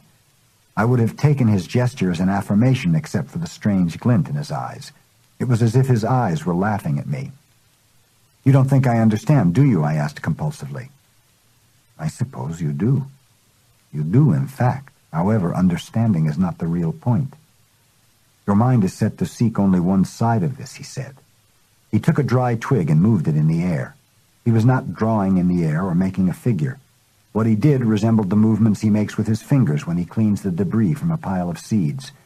His movements were like a soft prodding or scratching the air with a twig. He turned and looked at me, and I shrugged my shoulders automatically in a gesture of bafflement. He drew closer and repeated his movements, making 8 points on the ground. He circled the first point. "You are here," he said. "We are all here. This is feeling, and we move from here to here." He circled the second, which he had drawn right above number 1. He then moved his twig back and forth between the 2 points to portray a heavy traffic. "There are, however, 6 more points a man is capable of handling," he said. "Most men know nothing about them." He placed his twig between points 1 and 2 and pecked on the ground with it. "To move between these 2 points, you call understanding. You've been doing that all your life. If you say you understand my knowledge, you have done nothing new."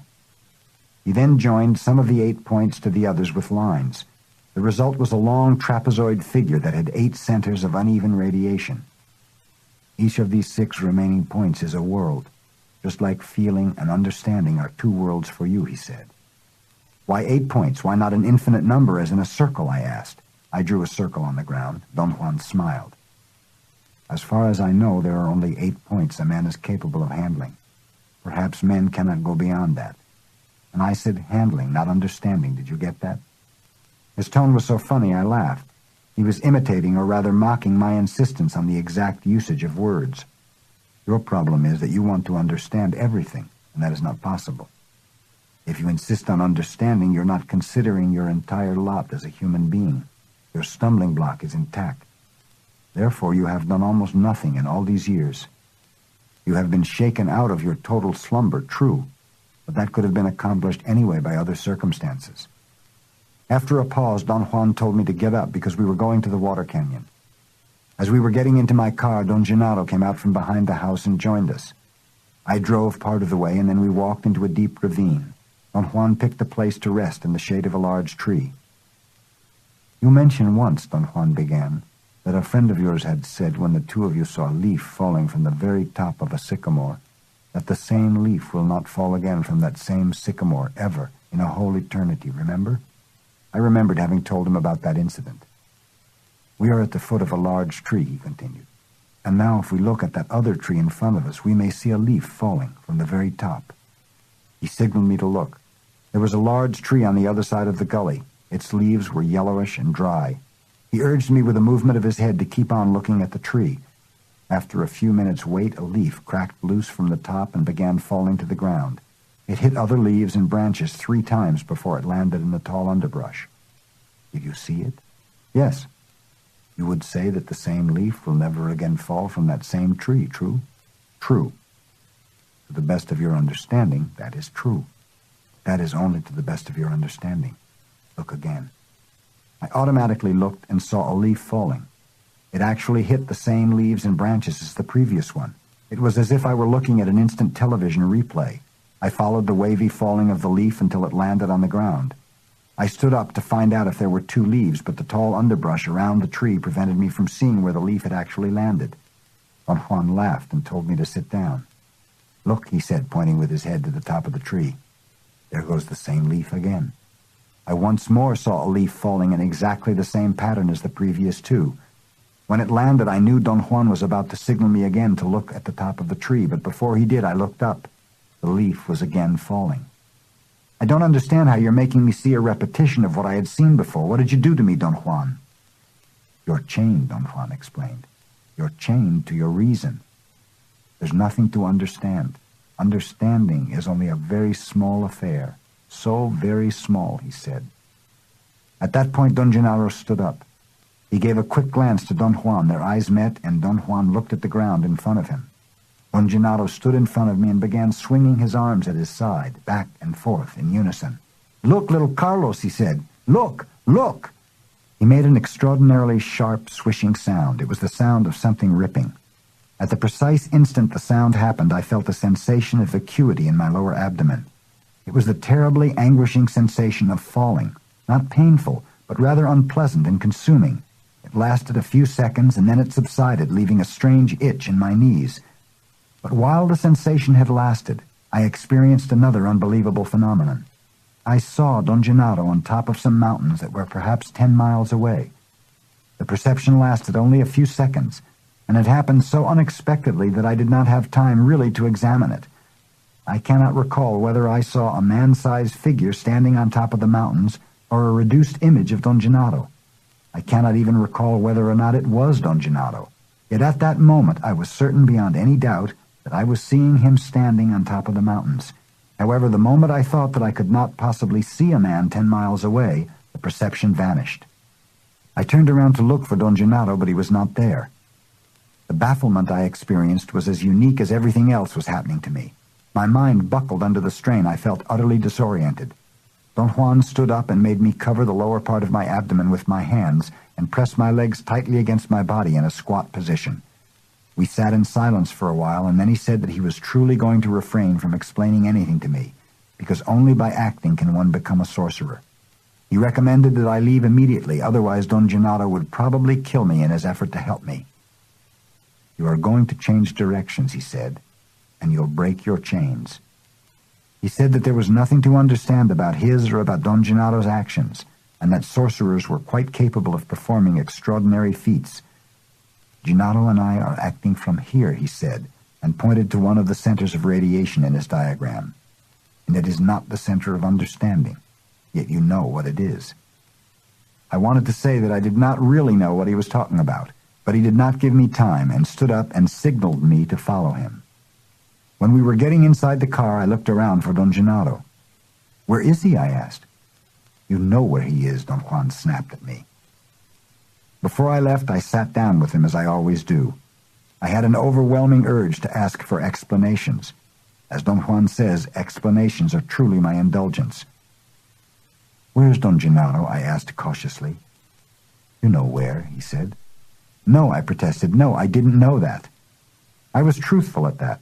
My mind refused to intake that sort of stimuli as being real, and yet after 10 years of apprenticeship with Don Juan, my mind could no longer uphold my old ordinary criteria of what is real. However, all the speculations I had thus far engendered about the nature of reality had been mere intellectual manipulations. The proof was that under the pressure of Don Juan and Don Gennaro's acts, my mind had entered into an impasse. Don Juan looked at me, and there was such sadness in his eyes that I began to weep. Tears fell freely. For the first time in my life, I felt the encumbering weight of my reason. An indescribable anguish overtook me. I wailed involuntarily and embraced him. He gave me a quick blow with his knuckles on the top of my head. I felt it like a ripple down my spine. It had a sobering effect. "You indulged too much," he said softly.